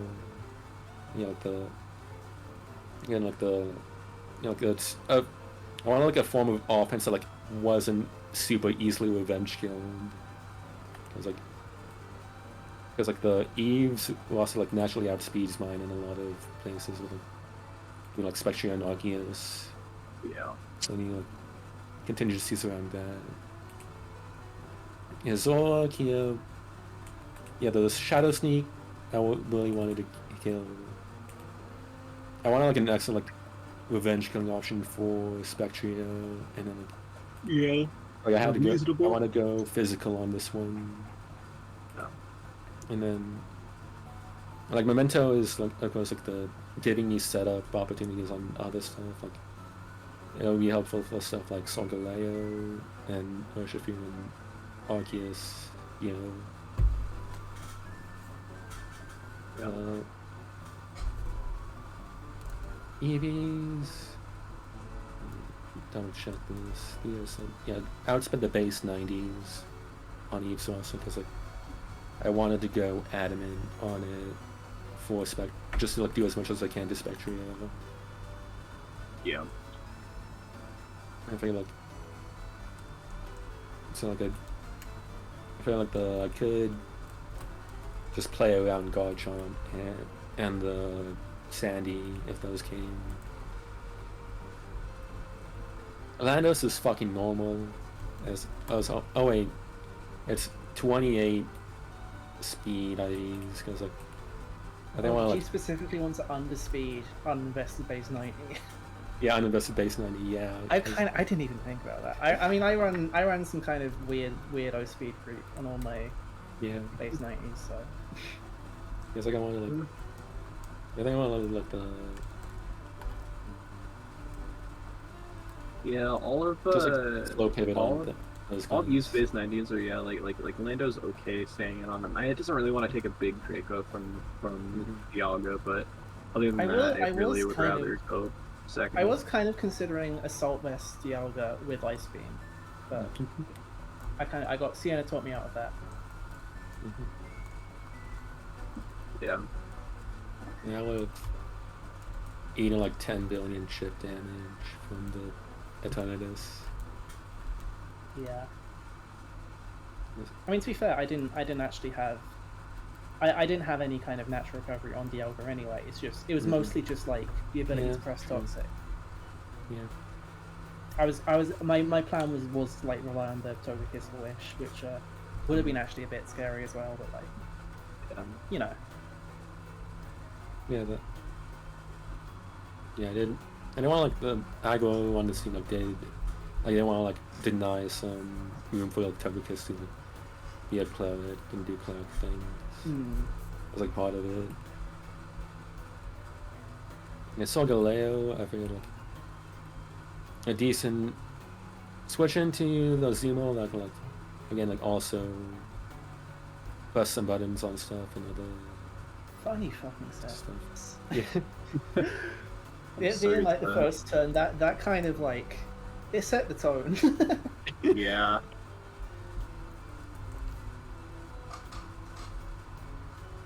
Oh wait, okay. Solgaleo is creeping on like Spectria after the speed boost from Flame Charge. I just don't know that like Urshifu was actually like outspeeding the base 90s. Like that's that speed creep, like without needing to boost. I guess I needed to press a button. I think double fire move is pretty funny. Yeah. Yeah. My roster isn't even that fire weak. My roster's pretty good against fire types most of the time. I was mainly like the. That's mainly like the Aegis Slash. Yeah, I had to like respect Aegis Slash and Tango. Yeah. I was like those. If I didn't respect them, like I wouldn't feel happy about the team. Yeah. And I was considering bringing Aegis Slash this game, so you made the right call on respecting it. Almost. Maybe you didn't actually make the right call because I didn't actually bring it, but you know. Yeah, but again, like fire, like the fighting rock was like solid. Yeah, that's just like good into me. So I feel like the fire list is just like for like a bunch of random stragglers that weren't already hit by the good coverage. Yeah. Mainly. It did also leave you Garchomp weak somewhat. Yeah. There's Yeah. worse. I guess like there's worse things to chip down. Yeah. I mean, yeah, it's still like, even if like it wasn't the best in the Garchomp, it's still like chipped it down quite a bit. I guess. Yeah. I guess I like could have brought Psychic maybe and changed it on the coverage. Yeah. I don't know. But, any final thoughts on this team before we move on to the set 2 team? I think some coverage. Well, I Alright. do. I gotta say my favorite guy on this team as well. Yeah. I mean, it has to go to Urshifu, right? It's like necessary that it goes to Urshifu, cause holy shit, what the fuck? It was fucking bitches. or That's something. that's I a don't know what that means actually. that's crazy. Yeah, it was Dude. crazy, though. Urshifu is fucking live on Twitch.tv. Is he allowed to do that? You Is this allowed? gonna be okay for your channel? Like, I don't Yeah, know. it's like This real might stuff. be the last stream ever. I might get banned. Yeah. oh, that's a shame. Well, that'll be a decent last stream. But we're off. He's pulling his cock Let's talk about set 2. Let's talk about Eve's set 2 team. So I decided with this second Wait, team. Morgan, like, do you have it on the screen yet? Yeah. Sorry. Okay. I realized I should have this zoomed team, in I also. kind of- my thinking was to go something that was more bulky, more able to play a long game, because I felt I don't know why I specifically decided on this. I felt like if I kind of I feel like I would be more comfortable piloting a bulky team in the second set after like a bit of like Yeah. getting into the swing of things, getting like maybe a bit tired, you know. Yeah, makes sense. It's what I'm comfortable with, and just like, yeah, a lot of similar things. But I tried not to make everything. I tried not to make anything exactly the same. So this Arc Dark, I mean, actually, this EV spread is the same as the previous Arc Darks I've brought against Faye. Where I think it was like, I forget exactly why I did it, but I think it was for Mammoth actually. That's kind of why it's got some specific stuff going on. But you know, I was actually I feel like I ended up making some correct matchup calls with this team specifically, in terms of like, I feel like Mammoth Swine was going to come one of the sets. I felt like the second set felt more likely to me. I don't know why. Yeah. Or at least this team was definitely more prepared for Mammoth Swine a bit, and like, and also just like the kind of having taunt on this team was big, but that's besides. So Arceus Dark, I wanted something that could like. I mean, I just wanted a fast Toxic Presser and a second fast Toxic Presser. I wanted 2 of them because like, that was kind of the core of this team was to kind of spam Toxic, basically. Spam Toxic and then use Spell Tag Spectria to press Hex on things. Dazzling Gleam, I felt like this was kind of a cool like surprise pick. Like I felt like you wouldn't see this coverage coming, so you would be able to do big damage to a Shifu or Arc Fighting coming on this. Or Hydreigon. And Hydreigon, like, it worked out great. ended Like, up you know, you ended yeah. up bringing Dazzling Gleam into the team that had 2 4-times fairy weaknesses. Yeah, it turns out that is quite a good idea. Yeah. But yeah, I just wanted this as like quite a decent blanket bulky guy that could like handle a lot of stuff that Faye might bring. I'm not sure. And to be fair, I'm not sure how well it would have handled Eternatus. But you know, it's not the worst thing in the world against Eternatus. It's not like instantly lose. It's that kind of thing. It's only really Arc Fighting that it had the bad matchup with. and I decided like that's fine. And also because I wasn't bringing Garchomp this time, I wanted something that was had a better matchup against, had a decent matchup against Lando, just in general. This is like a more defensive version of the Ho-Oh I brought last game. Lot of bulk, but also solidly strong. I wanted. What was the thing I wanted? I want to make sure I got a Turricchio on Eternatus with Earthquake. That's the attack EVs, and then like it was some defense for Mamoswine, and then like, well, Mamoswine, if it wasn't rock move, it was rock move, but like, you know, and then Rest and Spadef for like Eternatus, for rock fighting, that kind of thing. Dialga also quite similar, just because I should probably explain why I didn't bring Garchomp this time. I don't know. It's because of Mamoswine, actually. Yeah.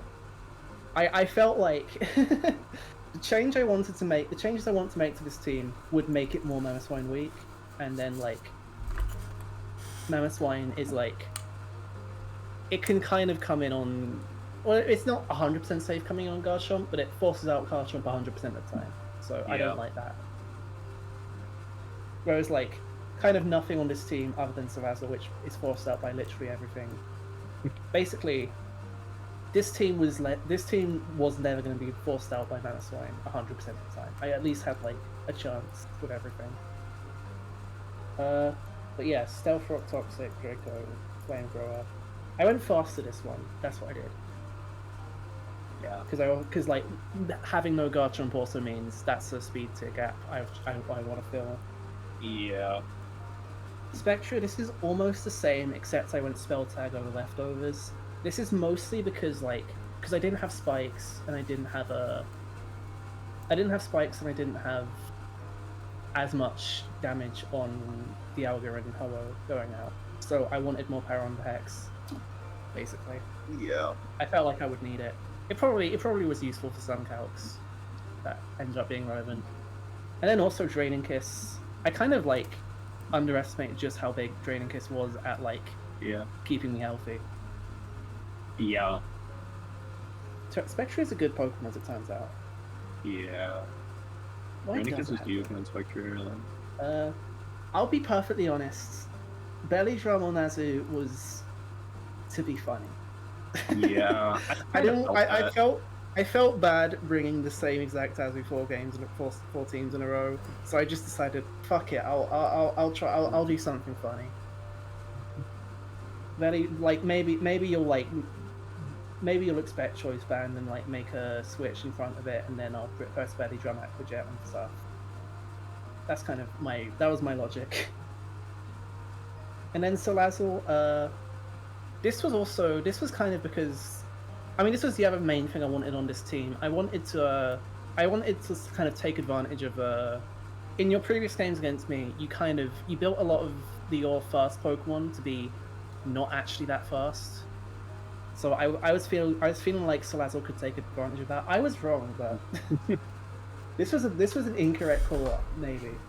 But like it still was able to. I still decided like, okay, fast Taunt, Toxic, Toxic. It's gonna do something. Yeah, especially also getting shut down the Hydreigon, which is also huge. Getting a shut down the Hydreigon and eating T-Spikes were both really big. So like, I think it still like pulled its weight. It pulled its weight even if it wasn't 100% the right matchup pool. Yeah. Yeah. I feel like I kind of got like I made some lucky guesses with this team. Yeah. I felt like I had this sort of a vibe that you would bring some things that you hadn't brought before that were like normal things, but like things that you hadn't brought in this second set. I don't know what gave me this vibe. I think maybe Message from the Heavens or something like that. Or maybe it was a gamble. It was a gamble that was paid off. So I mean, all Pokemon is kind of like that. Yeah. I think this team still could have won in a less kind of good for me matchup, but you know, sometimes good things happen to you. Yeah. Yeah, like that kind of sum up this team, you think? I think so, yeah. All right. You got a favorite guy for this one, Morgan? I mean, I gotta hand it to Spectrier. Yeah. I mean, it is hard to, like, get past the literal 6-0 that we watched. The only 6-0 that we watched tonight. Is that a 6-0? Yeah, it was. I literally forgot. It flew by me too far. Yeah, that was a 6-0. Oh yeah, it was. Yeah, that one kind of... that just sort of, like, happened. I don't know. Yeah. Spectre is good. Yeah. So now I guess we, like... I fucking hate Spectrio. I mean, I fucking hate Archifix, though. A handshake. Won't hate your stupid broken DLC Pokemon. Yeah. Let me talk about the final team, the final showdown, final last. Yeah.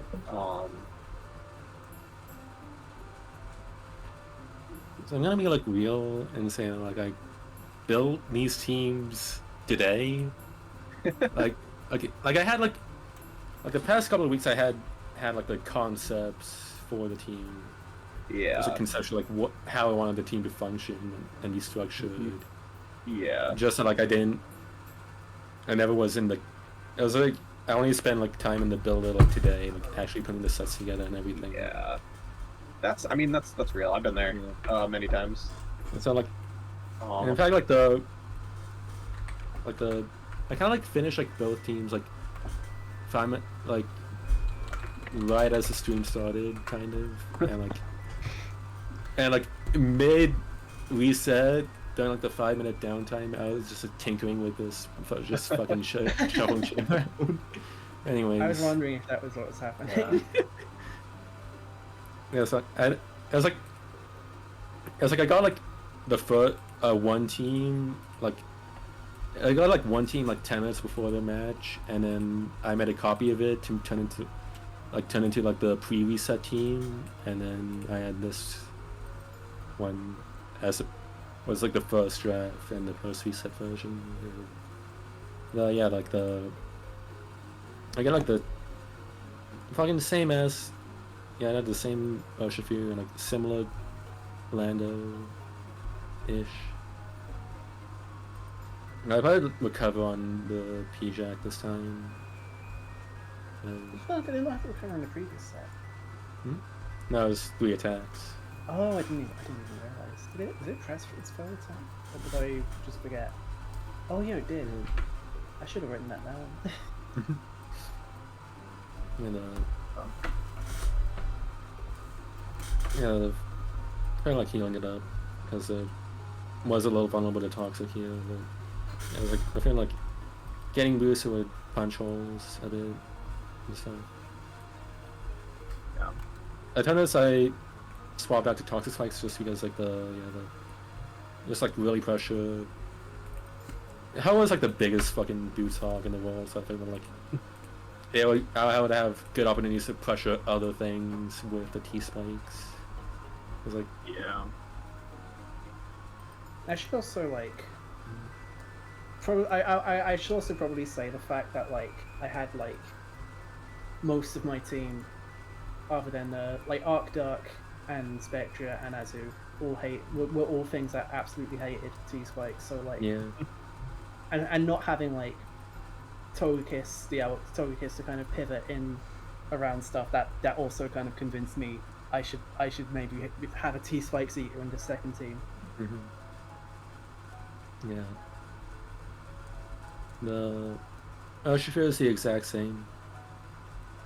Then again, I just deny free entries to revenge killers by boosting them. As a quick question, did you consider Sucker Punch either time? Yeah, I figured that I could like bluff around it. Yeah, I mean it worked. It definitely worked, but fair enough. Yeah. If I like just like all dog resisted, and then like against other things like the actual moves are like way stronger. So like, I would need like way less chip damage on those guys. So I guess it's mostly just for like, is it Spectra? yeah. Yeah. I just like, I mean, mostly just to not have that momentum loss after getting a kill. Oh It's like, yeah. it definitely snowballed a lot in this set. Yeah, this Mammoth fighting probably should have been like I probably should have been in like double Trailblaze if I'm being quite honest. I was terrified of that concept. Dude, if you're a double Trailblaze Tailwind team, like this would be like some true fucking real Lightning McQueen shit. That'd be like Kachow maxing.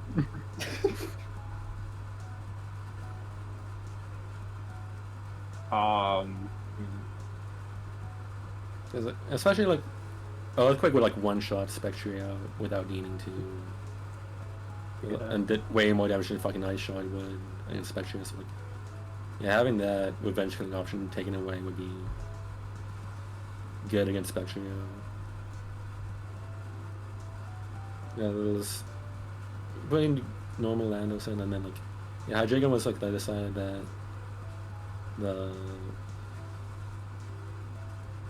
I want to like rocks and something and fucking. I feel like Tailwind would be like, yeah, just temporarily just give my breakers free reign to do a little bit of whatever. Yeah. And but then I remember like Tailwind is fucking garbage. It's a shit move. Yeah. And singles. And singles. Yeah. It definitely like. I'll be honest. Like I was like that first set of turns. I was like, I kind of didn't even register that Tailwind did anything. I was like, well, why is this going first now?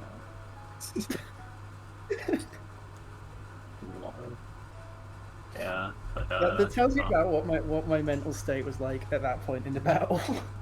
Yeah. Yeah, And then Draco just like pivot out of bullshit. I was like the feel like it like live a hit from something or other and just Draco on out of there. And then Shockwave was specifically just like in case Azu tried to come in on me, but it came in on the post Draco. So it was like not ideal, but it did a little bit of chip damage and made it harder for like the potential belly jump to happen. Yeah. A little bit. Like not much, but a little bit. A little bit. Yeah, I just like kind of slapped this guy to dagger, and then I said like, yeah, I'm going in. Fuck it. Balls to the wall, baby.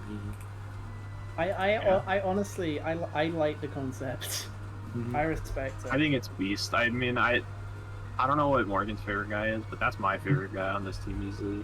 I think he's just funny as fuck. I just like my reaction to seeing Tailwind into a Draco, and then later the punchline payoff of seeing Shockwave later as the fourth move finally revealed. It was so fucking funny. Even now, the spirit of Waffleos haunts us. Here's of any like actual merit that Shockwave had. It's the funniest possible like thing to just see. Yeah. Dragon's coverage was like kind of bad. It's weird, yeah. That's like the Flash Azu. Cannon, but like not for Azu. Yeah. What's your? And the only other like funny option like I was considering was like maybe Head Smash as That the would've been alternative. Actually, that would have been real. You lost because you didn't do that. I Yeah. think. Fuck. That's true. I hate to say it, it's true. Head Smash Hydreigon would have been the game winner. You could have Lord Hollow. That is true. That is true. I don't know. I think it does have to be Hydreigon. you know, we love our funny sets around here. Yay. But do either of you two have anything you want to say about your rosters? Yeah. Yes. Here. Which roster of you? Um, Looks like I died first. So yeah, You- you We can talk Give about me the it. finale. yeah. We'll talk about you first. His final guys. We can say goodbye. Yeah. Yeah, I did. There were a couple of moments where like I felt like I was like doing a little too much, like just very standard bulky stuff. Yeah. But, like when I did pull out the fucked up, weirdo shit, like it was fucking fun. in Yeah. this one.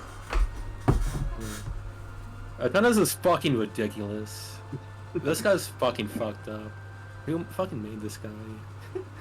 It's really like This so is a fucking crazy. This was fucking. I feel like Everybody else had fucking all the other people in like the top Yeah. fucking like all the other people in the playoffs had like fucking ROM hack,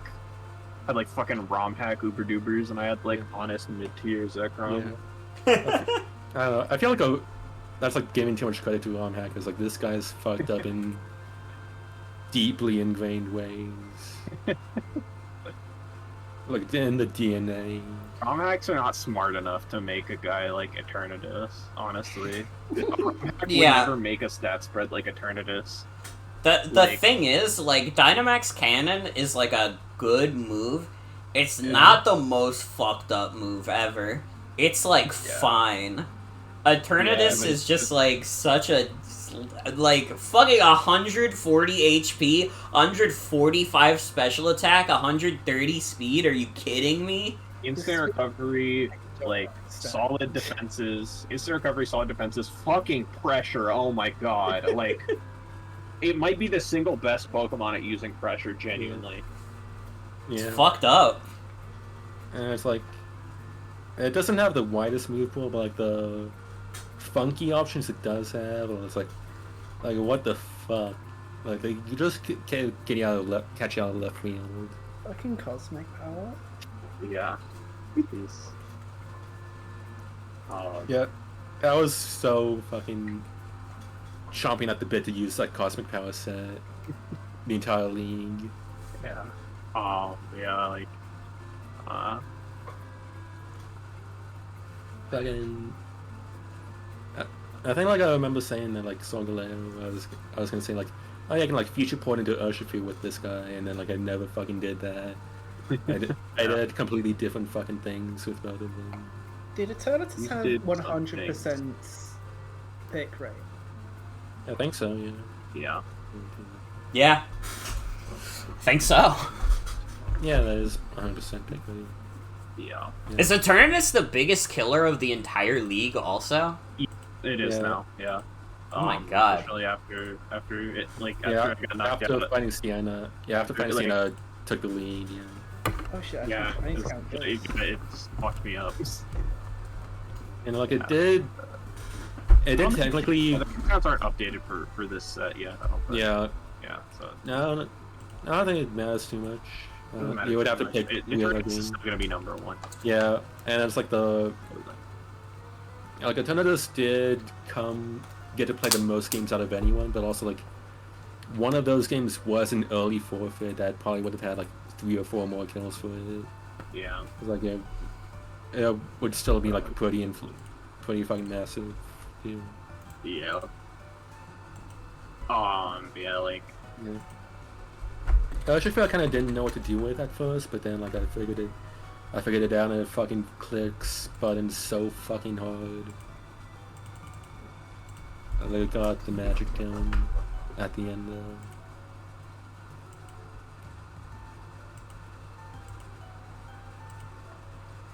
Yeah. Like. This was like, it was like kind of like felt kind of weird sometimes, like not having a good water type anywhere. But like, Yeah. and it was like I didn't. Yeah, by the time I got to like down to like tier 1, after like getting Lando and Skarmory, it was like I didn't know what to fit a water type that would be worth picking over anything else. Yeah, it's always the issue, isn't it? Yeah. It's like I like refuse to pick something like fucking as passive as like a fucking melodic or whatever. Yeah. And that's like I have like a lot of like defensive, bulky types of teams where like there's like a limit of like passivity that I won't pass, and like a lot of the lower tier waters like were past that for me, in my case.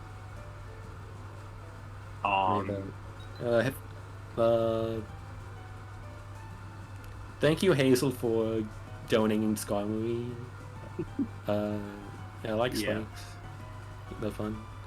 And something I've like noticed with like the past couple of draft leagues I've been playing is that like I really fucking like double ground types. Yeah. Or, like I had like Lando TMM, so there was like another draft in Red Bull where I had like Zydog plus Camera Mega, and I was like a handful of others while I kept realizing like, yeah, I've been having a trend of like double ground types. It's like, I'm like, I'll fucking, it feels like having like that type of defensive front like being well rounded and like having like an offense being well rounded, like how, like picking it for the right, having like flexibility with it, or like some matchups you pick one and other matchups you pick the other. Like sometimes picking both is like fucking tears them apart really hard. Yeah. Like double ground types are like really fun to have a draft with. Like Mama was a goat, and Lana was a normal guy, a normal hard-working guy, a reliable guy. I don't know.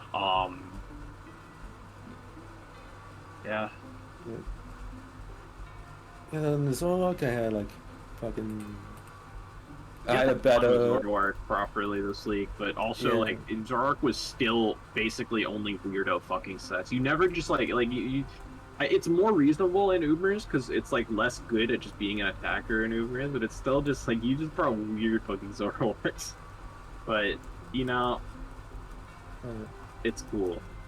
I feel like they were all cool. I think they all made sense, and it like worked overall. I feel like the one it pulled its weight. I guess like I feel like the one I bought against Steven was like a pretty normal.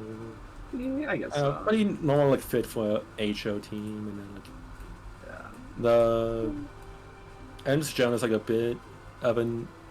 The item is weird, but then other than that, it's like it didn't feel like too out of the ordinary. Yeah, it was like a little, a little bit off kilter, but like it had the silhouette of a regular Zoroark. Yeah, it was always funny though. Yeah, what I'm trying to make is Zoroark was always funny in this league. Yeah, I don't know. And Raikou, good fucking guy. I love Raikou. And Sylveon / Florges, the fucking like budget fairy guys. I like felt really fucking good, but they're really fucking good value deals. Onion Fairy was fun. Yeah, the couple of matchups it had that were good were really good. And it's like Ray and Siona. I like Fine was like an interesting ass guy to build with. Like Fine is such an interesting type to have to be a bulky glue guy with. I think. Yeah. Definitely like definitely like defensively I wanted it. I definitely just made it take a lot of neutral hits a lot of the time because of. I feel like I was like, there probably could have been like other odd cases I could have done, but it's like this felt like the best balance of like offense and defense. And it was like it had like a nice fit for a lot of stuff. Yeah, I think you made it look super solid. You know, I think like I said before, like it's like the like I think the arc here like worked out about as good as it could have like in this league. I think our predictions were pretty much right in terms of just like the ones that look like mid tier, like the ones that are kind of bad and like actual Ubers, like you can super build a roster around them and like have them be really good. And like they'll still carry their weight, and like only a few actually feel kind of crappy. Yeah, like but like I don't know. What I'm curious to hear, kind of like right now, is like, what's your favorite guy overall on phase shit, Morgan? My favorite guy overall? I mean, listen. This one is too obvious, but it's also obvious for a reason.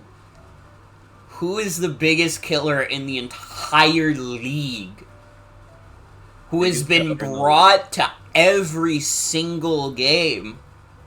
There's only one Mon it could be.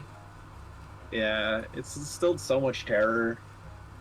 So much fucking... It's like definitely like one of the strongest Uber Dubers, just because it's like deceptive. You know, it doesn't have like random, like it is strictly not like a ROM hack Mon. It doesn't have like a... It also isn't. It's like its stats are amazing, but it doesn't have surprise moves really. Yeah. That much. It has a couple. It's just be Cosmic Power Meteor Beam sometimes, but it's just a fucking strong Pokemon at the end of the day. It's just a really strong Mon. You know? It's kind of it's a natural evolution of the power creep. Stupidly good. It's just crazy. Yeah. Crazy guy.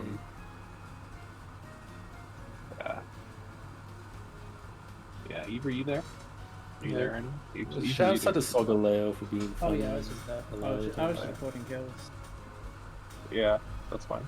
We have final kill counts now, I think. At least I think it counted right. Awesome. Let's go. Solgaleo is... Solgaleo definitely had some of the funniest sets, I believe. Solgaleo, I think, did, like, Solgaleo is probably my favorite just for the fucking consistency of just how fucking funny it was. Like, but, you know. I'll tell you who's not my fucking favorite. I saw you have him though. I saw you trying to fucking graffiti on that Uber slot. You know, now it's time to speak about our champion roster, the Rockenjima Rookies, the ultimate team. Yeah, so I kind of went into this thinking, okay, I'll get Ho-Oh. I'll build the most insane regenerator balance team, just absolutely unbreakable, and it worked. Like it was a good plan. It was a good plan. It was a good idea. Yeah, in hindsight, you know. I think it went well. Yeah. I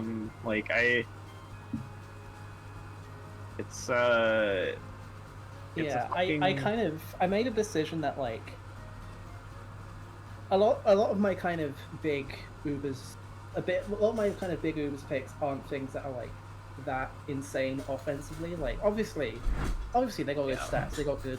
They're Ubers, so they got good stats. Yeah, Dialga's got 150 special attack, right? It's got good special attack, but it's also not got like. Dialga's not got the world's best move pool for taking advantage of that. It doesn't really have setup. It doesn't really have like super reliable stabs. Like obviously, it can drop Dracos, but like. I'm gonna be 1 second. Hell yeah. I felt. I'm gonna grab that. The Dialga, like when prepping for it, like felt like the fucking really good like bulky offense. It felt like he had a bunch of like really good bulky offense, like the Power as a wall bucket that regens after its stuff, and then Dialga like. I talk about how my team is like, oh, it's just an unbreakable balance team, but it's not just defense. Almost everything that is like, in fact, the only thing on my team that's like really purely defensive is like Tangrowth, and even that's kind of maybe. Tangrowth doesn't have as much offensive threat as like the rest of my roster does, but like it's still Tangrowth, and it still has like good stats. It still got sleep and stuff. It has sleep, it has Leaf Storm Object Pack. Yeah. Did you ever play Bleach Scene at all? I think I did Yeah. 1 or 2 times. Yeah. But yeah, it's kind of like this team. I think the best part, one of the best parts about it is like you can run the same set of Pokemon as either like something more offensive or something really defensive, and I think that's like something that is quite strong.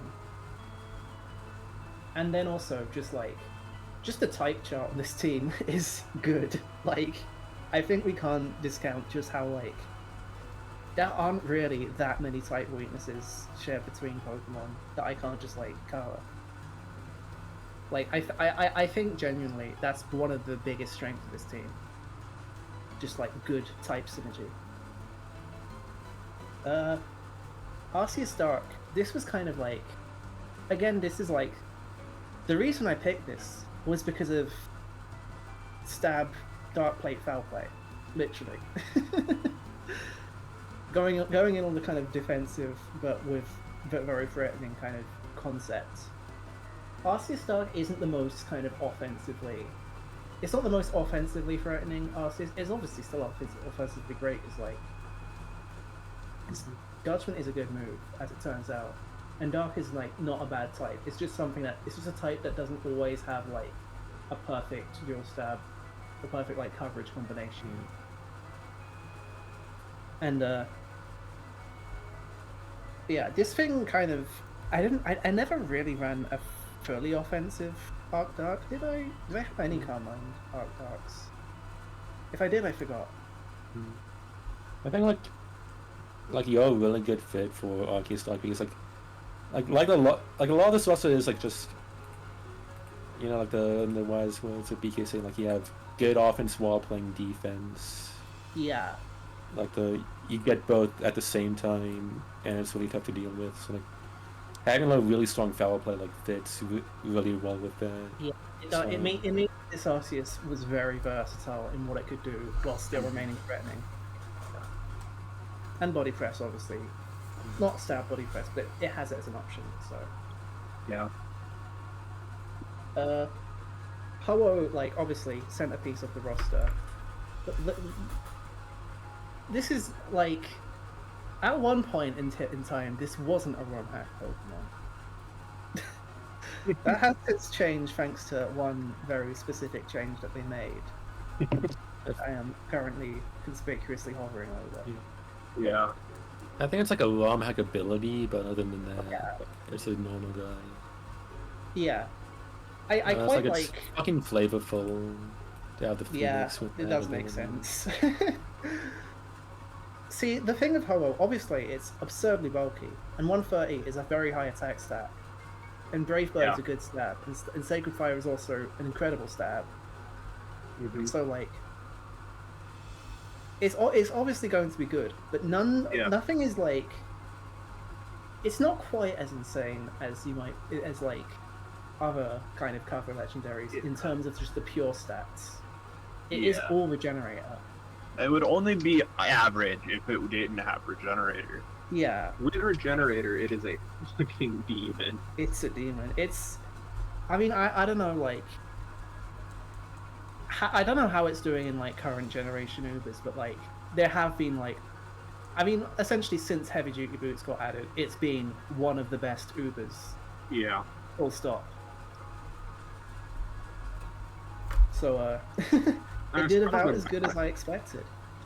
Yeah, I just But checked also, and it's I think also the interesting thing about Ho-Oh, because it has such a massive rock weakness, and also pretty mediocre physical bulk, so like pretty much any strong thing with a Stone Edge is gonna kill it. That makes it that gives it a bit of interesting stuff to play around. It means I have to be really careful with it in a draft context, because people are going to bring random rock moves for Ho-Oh. Yeah. So I found that like quite a fun thing to have to play around. I did just Dialga, check like- the viability rankings and like the How is, I think it's in like number 3 in A+. Oh yeah. I mean, I'm not surprised. No. Dialga, I mean, we kind of discussed Dialga a bit, and it's kind of very strong, quite bulky, excellent type. Like, I think this is honestly Dialga's main claim to fame is Steel Dragon is amazing. I kind of one kind of interesting thing about my team is like I never really felt like except against specifically Faye where Urshifu was the problem. I didn't really feel that pressured to bring like defensive fairies because even though Dialga is only neutral to Dragon, like the fact that it's neutral to Dragon and can hit people with Dragon moves and is bulky and strong as well, is like such a good anti-Dragon thing. And then just like it only has 2 weaknesses, which is obviously a good thing. And both those weaknesses happen to be things that Ho-Oh resists, which was quite nice. Spectria, like I picked Spectria like knowing it would be. This is kind of probably the most powerful offensive thing in my roster, and like obviously it is a very powerful offensive thing in my roster. It's fast, it has high special attack, it has Grim Ray, whatever. The main, like obviously it was kind of interestingly it didn't feel quite as like insane of like offensive Pokemon as Azu. Yeah. Azu was like the GOAT. I don't know why. But yeah, Spectria was mostly because I knew I'd had a lot of like status spam I could do on this roster, so Hex is a good move. Yeah, and it covers your above arc speed tier, which is important. Oh yeah, and that as well. It's just like it was just a very useful pick to have something that could like just really blanket offensively threaten a lot of things on a team that was otherwise quite like on a team that could otherwise be like a little bit type charted around because obviously these aren't bad offensive Pokemon, Ho-Oh, Dialga, Arcdark, but they're not going to like single-handedly muscle through everything. Yeah. If with bad type matchups and like just bad like general matchups, they can like struggle to make offensive progress. But Spectria is not like that. Spectria is like good. Yeah. Skipping to Azu, because I think Azu is absolutely Azu did more for my roster than I ever thought it would. Yeah. First 4 games I didn't even touch that thing. And then it got 15 kills. I did not expect this thing to be such a threat. But yeah, it kind of made a lot of sense for me to have this thing that was just really immediately the biggest threat in the room. Yeah. With good priority as well, just to have fun as well. It made sense just to have this thing I could switch into and then like take advantage of people trying to play a bit too defensively, like trying to counterbalance me with this thing. The decentness of Ozumeral's like bulk is like so important too. Like it's very that is like a big deal because you can't, if it comes in on the right thing, it's you have to respect it. You can't just press a button on it. Like it's not like this guy. It's not like fucking Sneasel H. Because they call it Sneasel because you sneeze on it and it dies. Yeah. Oh. But yeah, I fully expected like I kind of wasn't so super like big on like Garchomp and Aegislash as my tier 1s being like that important for my roster. But my tier 2s, I knew Tangrowth was going to be important, but I didn't expect Azu to be so important. Yeah, and we can talk about Tangrowth. Tangrowth is like Tangrowth's goated. Yeah, Tangrowth's goated. Like I didn't bring it as much as I expected. Tangrowth is useful. But... it was Pokemon in the game. Tangrowth is so cool. Like the games where Tangrowth didn't come, it's like whatever. But like the games where Tangrowth was useful, it was like the best Pokemon. It was the best Pokemon it's so good. It's just, and also just like this is kind of the kind of central defensive core of my team was always going to be Ho-Oh, Tangrowth, Dialga, Arcdark. Yeah. Because that core is just like so hard to break. It's ridiculous. Yeah, like those tier 2s, like I don't know, you can almost flip the tier 1s and tier 2s in terms of in terms of usefulness for my team. Yeah. I mean, Garchomp Not couldn't that work. Chomp and Aegislash were not. I mean, Aegislash had a hero moment against Yeah, Mike. Aegislash had a hero moment, but And in general, Aegislash, it was strong. It was good. yeah, Aegislash is generally a strong guy. Like, A great I sweep. mean, you as well, can kind of tell Aegislash was kind of the last thing I picked because it was like a good tier 1 that was left on the table. Like, it's not like the most insanely obvious like pick for my roster, but it is good. Yeah. It was It's nice worked to out have good. like it has nice defensive value, it has nice offensive value. It's like has priority. Yeah, I did almost bring it against Faye at that time, but like it didn't feel as good. This Spectria, like, but yeah, I don't regret picking this at all. Like, it definitely had its moments. It's just not like it wasn't like it was like a special guest appearance, not a core member. Yeah. You know. You had Garchomp, I had kind of a rough relationship with Garchomp at the start of the league because it kind of spent the whole of round robins doing fucking nothing. Like, let's be honest, this Garchomp was not putting in work until playoffs. This guy was having a nap, and then suddenly playoffs started happening, and then I brought Garchomp 4 times, and it 3 times, and it did massive work. It's so massive. That's massive work. Just because, as it turns out, like, I think what I was trying to, where I was getting confused is like, early on in the league, I was kind of not quite used to how the Uber's power level worked, and Garchomp's offensive power is like, it's not that good in Uber's. Like, obviously it's strong, but it's strong enough to be like properly threatening. But in the kind of this power level environment, 102 speed doesn't quite cut it. 130 attack doesn't quite cut it. And its stabs are just like okay. I don't think offensive Garchomp was ever really gonna work unless it had like the perfect matchup for it. And that's kind of something that did surprise me a bit. But Tank Chomp, Jesus Christ.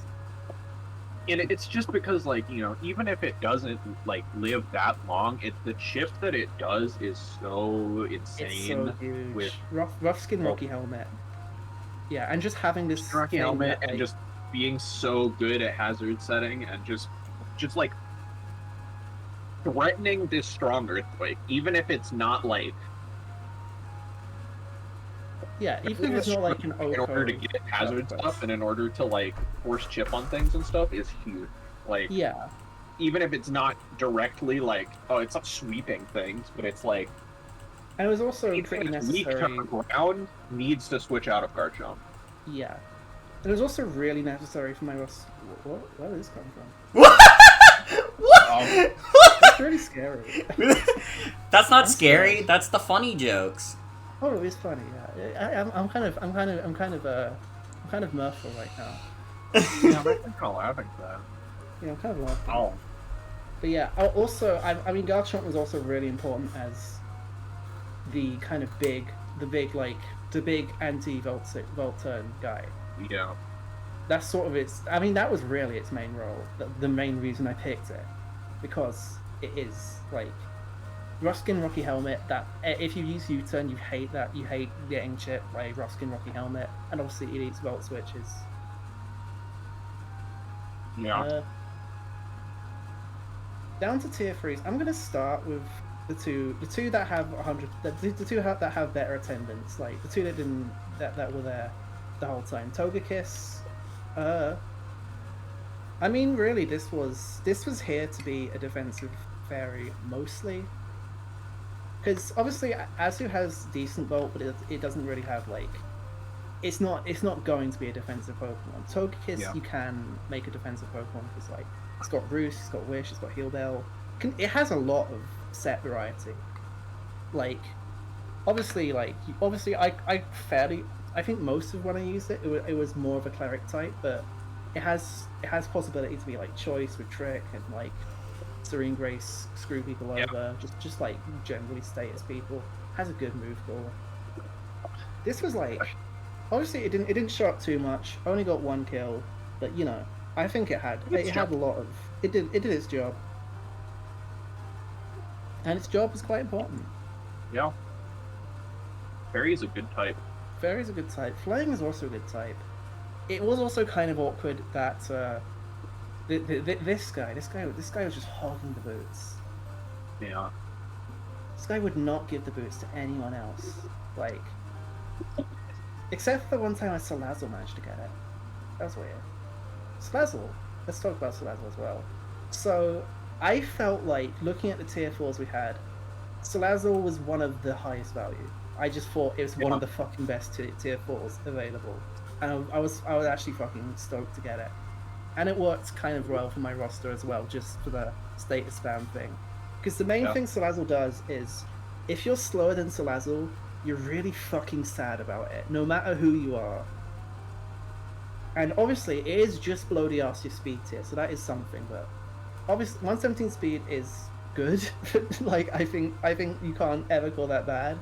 And then it also forces, like, it forces Arceus to be fast if they want to deal with it, which is really nice for, like, kind of either punishing people who are, like, getting greedy with putting too much bulk on their Arceuses, or like, or just like forcing them to be less bulky than they would otherwise want to be. Yeah. Which I'm not sure how much in practice that came into play, but like, I liked it conceptually.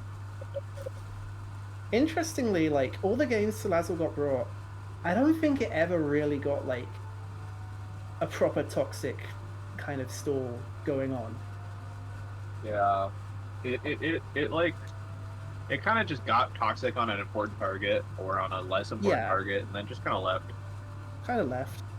The thing is, it's very consistent at what it does, and what it does might not be huge, but it's like, so it is. Toxic's huge, yeah. And then, like, obviously, can't really be. Its offenses aren't great for this sort of power level. Its bulk is awful, like. But the thing is, I just didn't really care about that part. It was just so nice to have fast toxic guy that can poison steel types and poison types, and like, it did its job. And also, quite often, I felt like it really forced people to run clerics where they might not otherwise want to. Yeah. And I think that happened with multiple games that where Salazzle was actually in, and like, it was huge for those games. So the two new guys, the two that showed up for their one moment of the sun, both Sandy Shocks and Sneeze of History were specific matchup picks for specific people. So Sandy Shocks, like, to be honest, I think like if I picked Sandy Shocks as like in my base roster, that would have been a good decision, and that would have been like, it would have been used a lot more, because I kind of, when I built this roster, I sort of semi-intentionally just decided, okay, I just won't have a pivot move on this roster to kind of challenge myself to get like a different way of playing and get success with hard switching and like figure out that kind of part.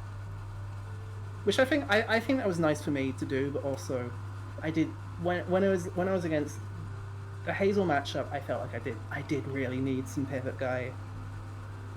And like, Sandy Shocks is a really good pivot guy, because it's a Volt Switch presser that threatens out, that like is actually quite threatening to a lot of ground types thanks to having a fucking strong earth power.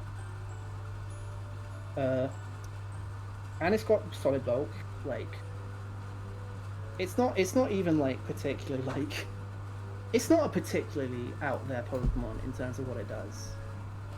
It has the option to press spikes as well, which was also cool. And this is also a secondary ground type, secondary Volt Switch absorber for me, because Garchomp has some matchup problems. Because Dragon Ground is like kind of not great defensively sometimes, has a lot of weaknesses that you don't exactly want.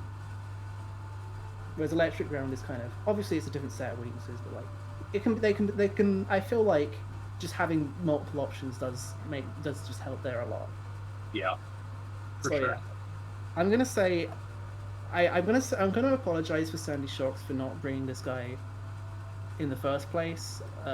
I would also like to apologize to Infernape for bringing it on this roster where it really didn't belong. Yeah, Infernape didn't do anything. Sorry. Fair enough. And then Sneasel Hisui. This was I mean, most of the reason I picked this is because my kind of preliminary team against Sienna did have Inferno, and for the specific kind of specific interaction of like having a strong close combat, having a secondary stab that like is quite decent against Zacian, and having switch through choice band. Yeah. Sneasel does all of those things for cheaper. And that's all I wanted it for. I'm really kind of underselling this guy because this is like Sneasel is peak draft budget one kind of to me. Yeah, absolutely. Like, yeah, I don't really have much else to say about this guy other than I'm glad it got its kill. Yeah, shouts out. Shout out. But yeah. I'm really happy with how my roster went. Obviously because I won, but also just because I think it was. I had a lot of fun playing it. I had a lot of fun building it. I think there was a lot of variety that I managed to get even through this kind of general defensive structure, and I think I think it also worked in terms of just challenging myself to play without play balance, without pivot moves. Yeah. And I think that is just like, I'm glad I've proven to myself that I can do that. Yeah. Even if it did require 2 broken fucking regenerators. Yeah. Who are we thinking though is the GOAT here though? Oh man, you know, he wasn't brought the most. In fact, he wasn't even brought to half the matches, but, you know, the enthusiasm is always high for him. You're always like, I mean, the opponent's not happy to see him, but whenever I'm seeing him, it's like seeing an old friend. It's Tangrowth. It's Tangrowth. It's gotta be Tangrowth. I was gonna say Tangrowth. It's just, we just love him. We just love him. Tangrowth. He's a lovable I guy. miss every generation he's not in, I fucking miss him. Even when he got skitter smacked that one time, it was, That's skitter smack. we liked it. Honestly, Yeah. like, Tangrowth is Also- so good. You have to use skitter smack to beat him. yeah, that's important. Yeah. That is like, it was the one time it got owned. It was like, it had to be fucking targeted. It had to be assassinated. That was like, that just speaks to how good Tangrowth is. And also, it still kept up its 100% accuracy record through the whole league. Yeah. Literally, like, yeah, the fucking accuracy, they never fucking miss. Never misses missed. power whips, and never misses sleep out or anything. Any shit like that, it never missed anything. Tangrowth just doesn't miss. Can you play the Snoop Dogg clip again? I don't know where it is. Oh, dude, fine, I'll post it in chat. Like, but you know. Wait, I actually I'm gonna like. Now that I look at it, I just got a private encrypted message from secure encrypted message from our agents out in the field. After we get Snoop Dogg on here, I'll share it with you. I'll share it with you all.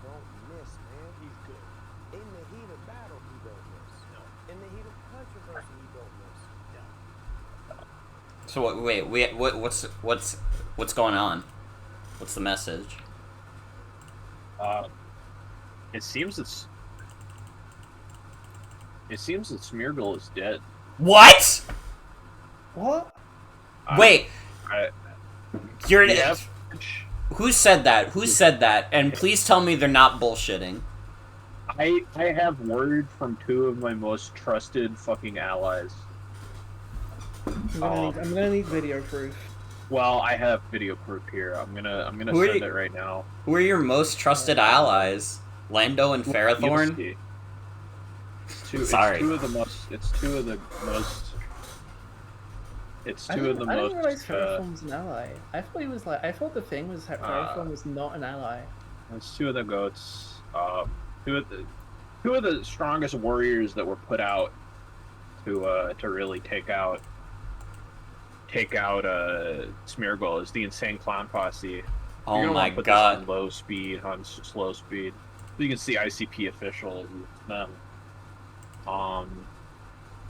And you're gonna, it seems that they did it. Yeah, Violent J and Shaggy 2 Dope out Yeah. against Smeargle. I mean, it Yeah. seems like Smeargle isn't adhering to the EV limit. Smeargle is fucking cheating, trying to kill ICP with all the dirty Yeah. tricks in the book. But Violent J's powerful technician Icy Wind. We'll put a stop to that. Yeah, that kind of went crazy. Shaggy 2 Dope. Oh my god. Oh my god. It's fucking Yeah. dead. It wasn't even close. Yeah, once the ICP were able to track him down, it was over. Holy shit. Ladies I and don't- gentlemen. I don't think he'll be bothering us much longer, Insane I don't Clown want to- Posse has killed Smeargle. I don't want to be too gross. I don't want to celebrate a death, but I think we can all say the world is a safer place now. Yeah. Yeah. You know. He's been terrorizing us this whole league. He was terrorizing us today in the fucking chat of Even Phase match. And now he's fucking dead. Yeah. Juggalo What? Nation. What just happened? Insane Clown Posse just killed Smeargle. Yeah. Why'd they do that? What do you mean, why'd they do that? Are you crazy? I mean, I think the nice thing, at least, I think one thing we forgot in our fear of Smeargle is that, he fucking sucks. He's a shit Pokemon. He doesn't have good stats at all, so it's very easy for the ICP to kill him. Yeah, he even tried to cheat with the going past the EV limit, but let me get Smeargle's stats up real quick. Smeargle had to go through many devious tricks. I mean, Smeargle had to fucking poison poor Squawkabilly's food to take him down. Revenge is fucking served, motherfucker. Yeah, we all saw your 45 special defense, you bitch. Yeah. You're 55 HP. You can try and cheat your way. You can't cheat death, motherfucker. I'm sorry everyone who had to see that disturbing footage, but I think it gives us all the peace of mind knowing that we're now safe from Smeargle. Yeah. But, I'm also hearing they are removing Smeargle from Pokemon now forever. that's also good, too, as well. But, Yeah, I'm overall- glad Game Freak's been watching, see what's been going on, and seeing that this shit ain't right. I hope Squawkabilly rests in peace. That's funny on you saying. I hope Squawkabilly rests in peace. ICP is a very important organization. Yeah, I mean, you gotta hand it to the Juggalos. They know how to they know how to party. They know how to throw a party, and throwing a party at the end, having them kill Smeargle. I mean, you gotta respect. You gotta fucking respect. And now, Tony, I'm gonna leave this up to you. I'm gonna leave it open to you. You don't have to, but if you're available to, you're welcome to come on and come over to the stage and share any closing statements you might have about Smeargle's death and like how that makes you feel. Like, if you have any thoughts on that. But if it's too hard right now, I understand. There's a lot of emotions going through the air, going through everybody's minds. I only have one emotion. I'm fucking elated. I hated that stupid fucking dog. It's true. I know I said all that stuff, but I'm saying that's true now because I changed my mind. It's actually. The emotion I feel is that I'm fucking happy. Fuck you, Smeargle. When I go to hell, brother, I'm gonna be fighting all the demons down there, asking where the fuck is Smeargle so I can watch you die one more time, motherfucker. Yeah.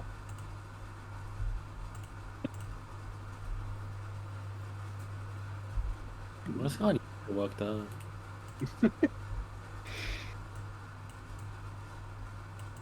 I thought you only got kicked out of the league. I don't know what there's so much shit is happening. Do you live under a rock? Are you stupid? Oh, what's a rock? Hey.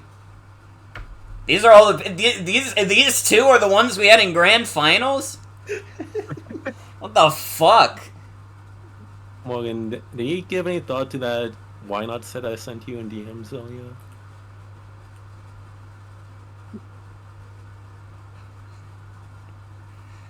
I think I'd be like pretty good against Hazel's roster.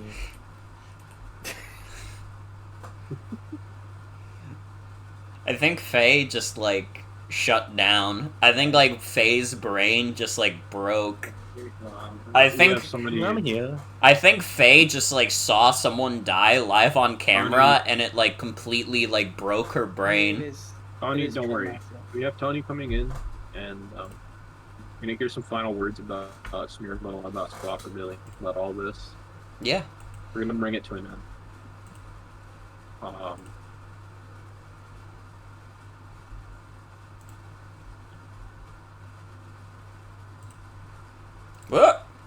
Whoops. There we go. I mean, when something like this happens, I mean, what is there to say? You know? No. How about yeah? What's... Yay. I'm thinking a couple words that come to mind. Yay. Hooray. Yippee. Fantastic. But most importantly, thankfulness. And, mostly just... It's a lot of emotions. Sad and happy. But I mean, truthfully, what's been done is already done. We can't get back the people that we've lost, but we can. I'm very glad that we've made sure that no one else will fall victim to this absolute menace ever again. I mean, Yeah. And I want to thank the Insane Clown Posse. Yeah. They been a lot of help to me during this time. Yeah. And Personal friend. yes, of course, very close personal friends. Insane Jay and Dr. House, whatever the fuck their names are. Dr. House. Yeah, great house of clowns they live in. Mickey, And they put I'm just, you know what? Power to the players. Thank you all for, you know, putting a hit out on that villain. Really, it means a lot to me and the Squawkabilly family. Son of Billy right now. He's feeling some complex emotions, but he'll be okay. I mean, especially now that his father's been truthfully avenged. Yeah. I'm just glad. I'm so glad. Thank you. Thank you for your time. Thank you for your kind words. Thank you. And thank you for running this most esteemed of games. And, you know, it's finally gotten back on track, I think. And hopefully never again will something like this threaten the sanctity of the motherfucker league. Yeah. Ever again. We can only hope. We can only hope. I will do everything in my power to make sure nothing like this ever happens again. You know, next league, whatever it ends up being, I'm gonna have Iron Bundle as, like, the bouncer. Ain't nobody getting past Iron Bundle that, like, looks suspicious. Exactly. So I guess the lesson we all learned here is that if you, like, cheat during the motherfucker league or, like, do harm to any of the players, I guess we kill you, I guess. So Pretty much, yeah. Probably. yeah, that's cool. I like that, and I think that's great and cool, and I like it. So Yeah. yeah. Alright. So yeah, thank you for your time. But I'm gonna move everybody to the audience now. I'm gonna, anybody as say your final piece, say goodbye to the stream. I'm just Thank gonna, you for your like all the work you put in running this. Honestly. yeah, everybody is welcome to my labor. I will be. Song of Leia will give everyone a kiss on the cheek. Yay. Yay. Yeah. Back down, two of us. I want to thank everybody a lot for, spending the league, watching. I thank Morgan for going with this once again. It's the second league. Great time.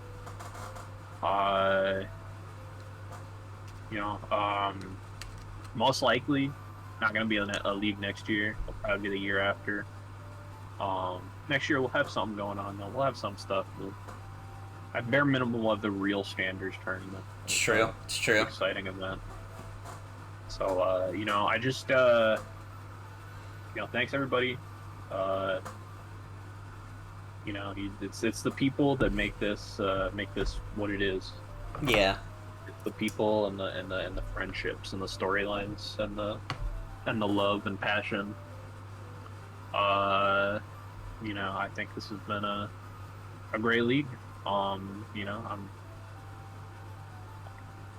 feel glad to have run it, to have participated in it. Yeah. I'm gonna take my leave now. I'm eating my chicken. It's been a very long day for me. So Yeah. I want to get to rest now. But Thank you for Morgan. Thank you for all the work you put in over the past few months, because it's been going on since like May or June. It's been going a while. Yeah. It's been some time. Yeah. I'll take my leave. You can clean up your do any of your stream housekeeping stuff. But I'm just gonna wish everybody good night. Thanks for supporting the league. Yeah. For everything. Peace. Bye. Alright.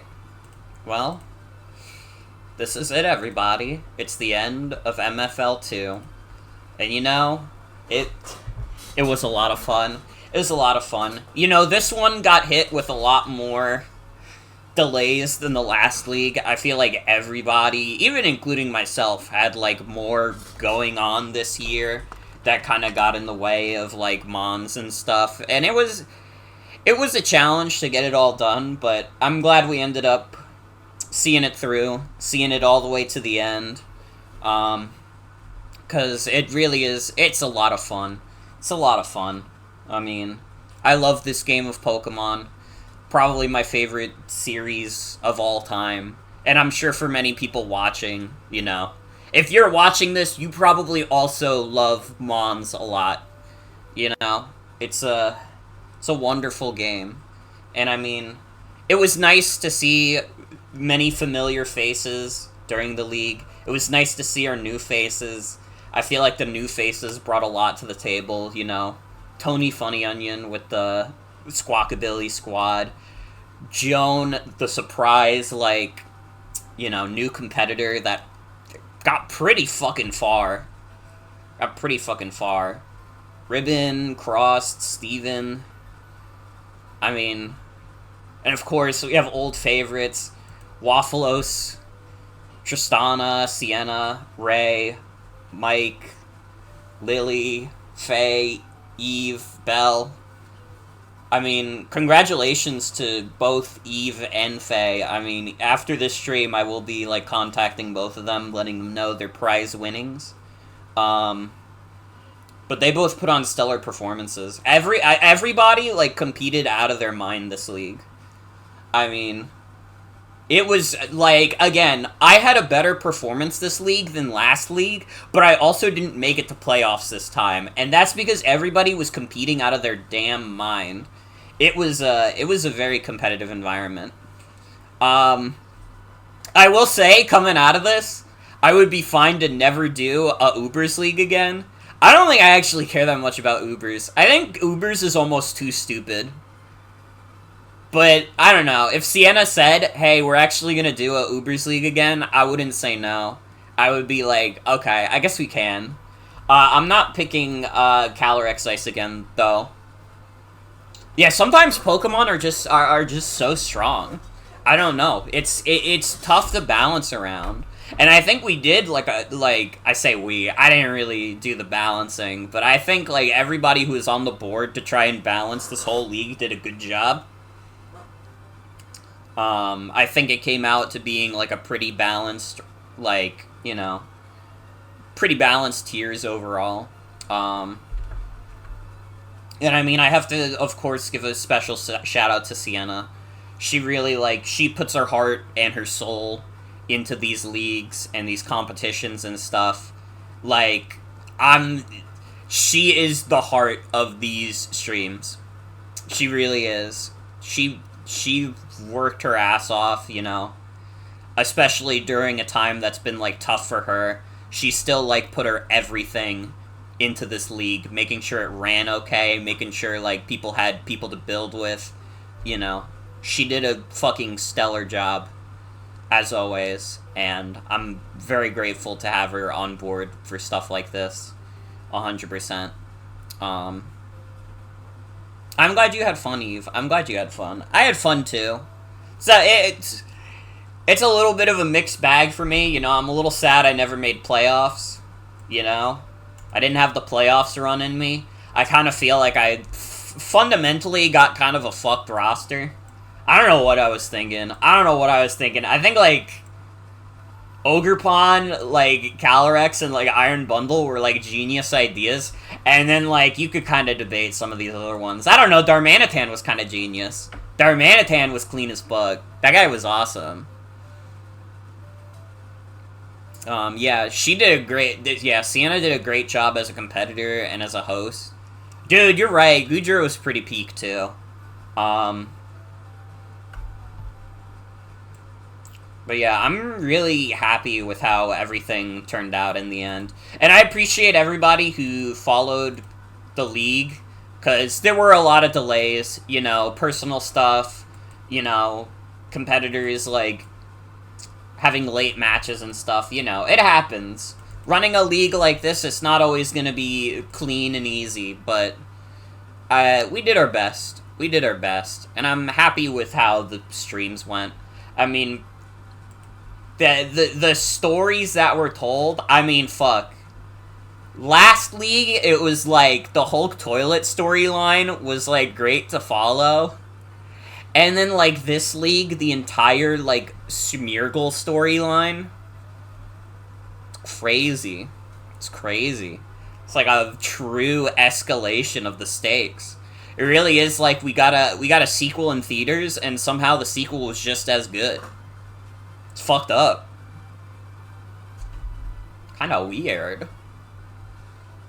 But, I thank you all for joining me for this league. You know, thank you to everybody who competed. Anybody who had to drop out, too. Like, you still did good shit. It was a great league. I'm really happy with how it went. I'm trying to think if there's anything else I should say. About the league itself. It's like, you know, Pokemon is good. At the end of the day, Pokemon is good. I like Pokemon. You know, we'll see what happens. Again, next year's gonna be a break year. It's gonna be a little weird. You know, that's when I plan to try and move out of my parents' house. And that's gonna put my own schedule into question. We'll see how that goes. You know? But I don't plan on leaving streaming. Do not worry, me moving out of my parents' house isn't me being like, I'm done doing motherfucker Morgan streams. I'ma keep streaming until streaming ain't fun no more. And I've been doing streaming on and off for 12 years. It's gonna be hard to get rid of me. it's gonna be hard to get rid of me. And I mean, I'm sure Sienna is gonna be, enthusiastic about running more Pokemon stuff. We have the Real Standards tournament to be done next year. This is likely, I mean, aside from, like, the New Year's Eve stream, this is, like, the last, like, event stream of the year. I mean, I had the two, like, big, like, marathon ones with this and Codename Stream. Oh my god, doing both at the same time? Whew. That was tough. I mean, doing both of those at the same time is probably a good part of the reason why I haven't been, like, super consistent this year. It's been a bunch of other reasons, too. My med situation getting messed up for a bit was rough. I'm doing okay now. Too bad I didn't get to stream yesterday, though, because Qdoba poisoned me. I promise I'll be trying to get back into more consistent streaming, because I like streaming. I have a lot of fun doing it. It's good, and it's great, and it's awesome, and I'm happy that we have, like, an awesome community like this. And I'm happy that new people have been introduced into the community who are really cool. I mean, talking about Tony. I mean, Tony drew the new icon I got, and it's really sick. And Joan's a lot of fun to have in chat. Getting to hang out with Mike more in Chimp Dinner Live is a lot of fun. I'm really happy about that. Ribbon and Steven and Crossed were all cool. You know? Motherfucker Morgan lives on, and so does the MFL. We will be taking a break year, but it's not the end. It's not the end. MFL will return in 2026.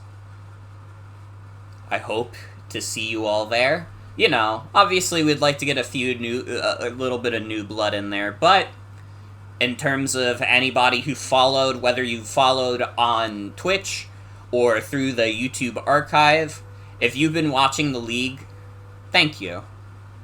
These streams would be me talking at a fucking wall if it wasn't for people like you. So thank you. Here's to MFL 3. Give it a little bit. You know, give it like a year and a half. And it'll be coming soon. Well, that is going to be it for tonight's stream. I want to thank you all for coming. Hope you have a good night and take care. I'm probably going to be off tomorrow, because I think tomorrow is movie night in Chimp Dinner Live, and I've been enjoying catching some of the movies there. I watched Clifford recently. I didn't like Clifford. Clifford made me really upset, but I guess it was enriching. I think you're supposed to, like, you know, I sometimes play bad video games to educate myself. I feel like it was important for me to watch Clifford to educate myself, because often, like, I don't know what a bad movie really is, you know? And now I know. I know what a bad movie is like. So you know what? Maybe it was worth it, even though it was really bad. But yeah, no stream tomorrow. I'll be back with Brothership on Monday. That's probably going to be most of what I stream next week, if not all of it. I don't know. I'll have to see. I might want to squeeze, like, one or two, like, variety things in there, just so I don't get sick to the head. Because apparently Brothership is, like, really long, too. It's a pretty long game from what I've heard. The week after also, Isaac Repentance Co-op drops, and the Field of Mystria update drops that adds the marriage, which means I can finally fuck the doctor! Yeah! Oh, it's gonna be a great day for me. It's gonna be— those drop on the same day. That's fucked up. But hey, it works out for me. It'll be a very happy day for me. But yeah, thank you all for tuning in to MFL. It will return, you know, again, next year. It's not going to be a draft league, but we'll have the Real Standards tournament. with some funny mons. You know, anybody who was in the draft league's free to register again. Or anybody who wasn't and just wants to play some fun mons, you know? It's never too late. And honestly, it'll probably be even more beginner-friendly, because you don't have to worry about, like, drafting a specific roster. But yeah, thank you all for joining me tonight.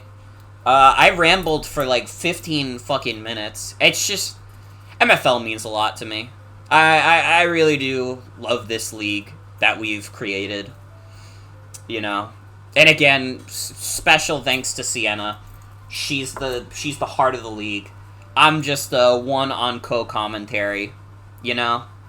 I like to think I gave it a better go on the commentary board this time around.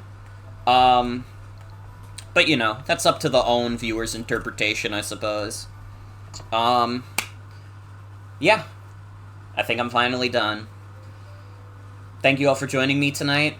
Thank you for supporting the MFL and my stream. Have a good night, everybody. Take care.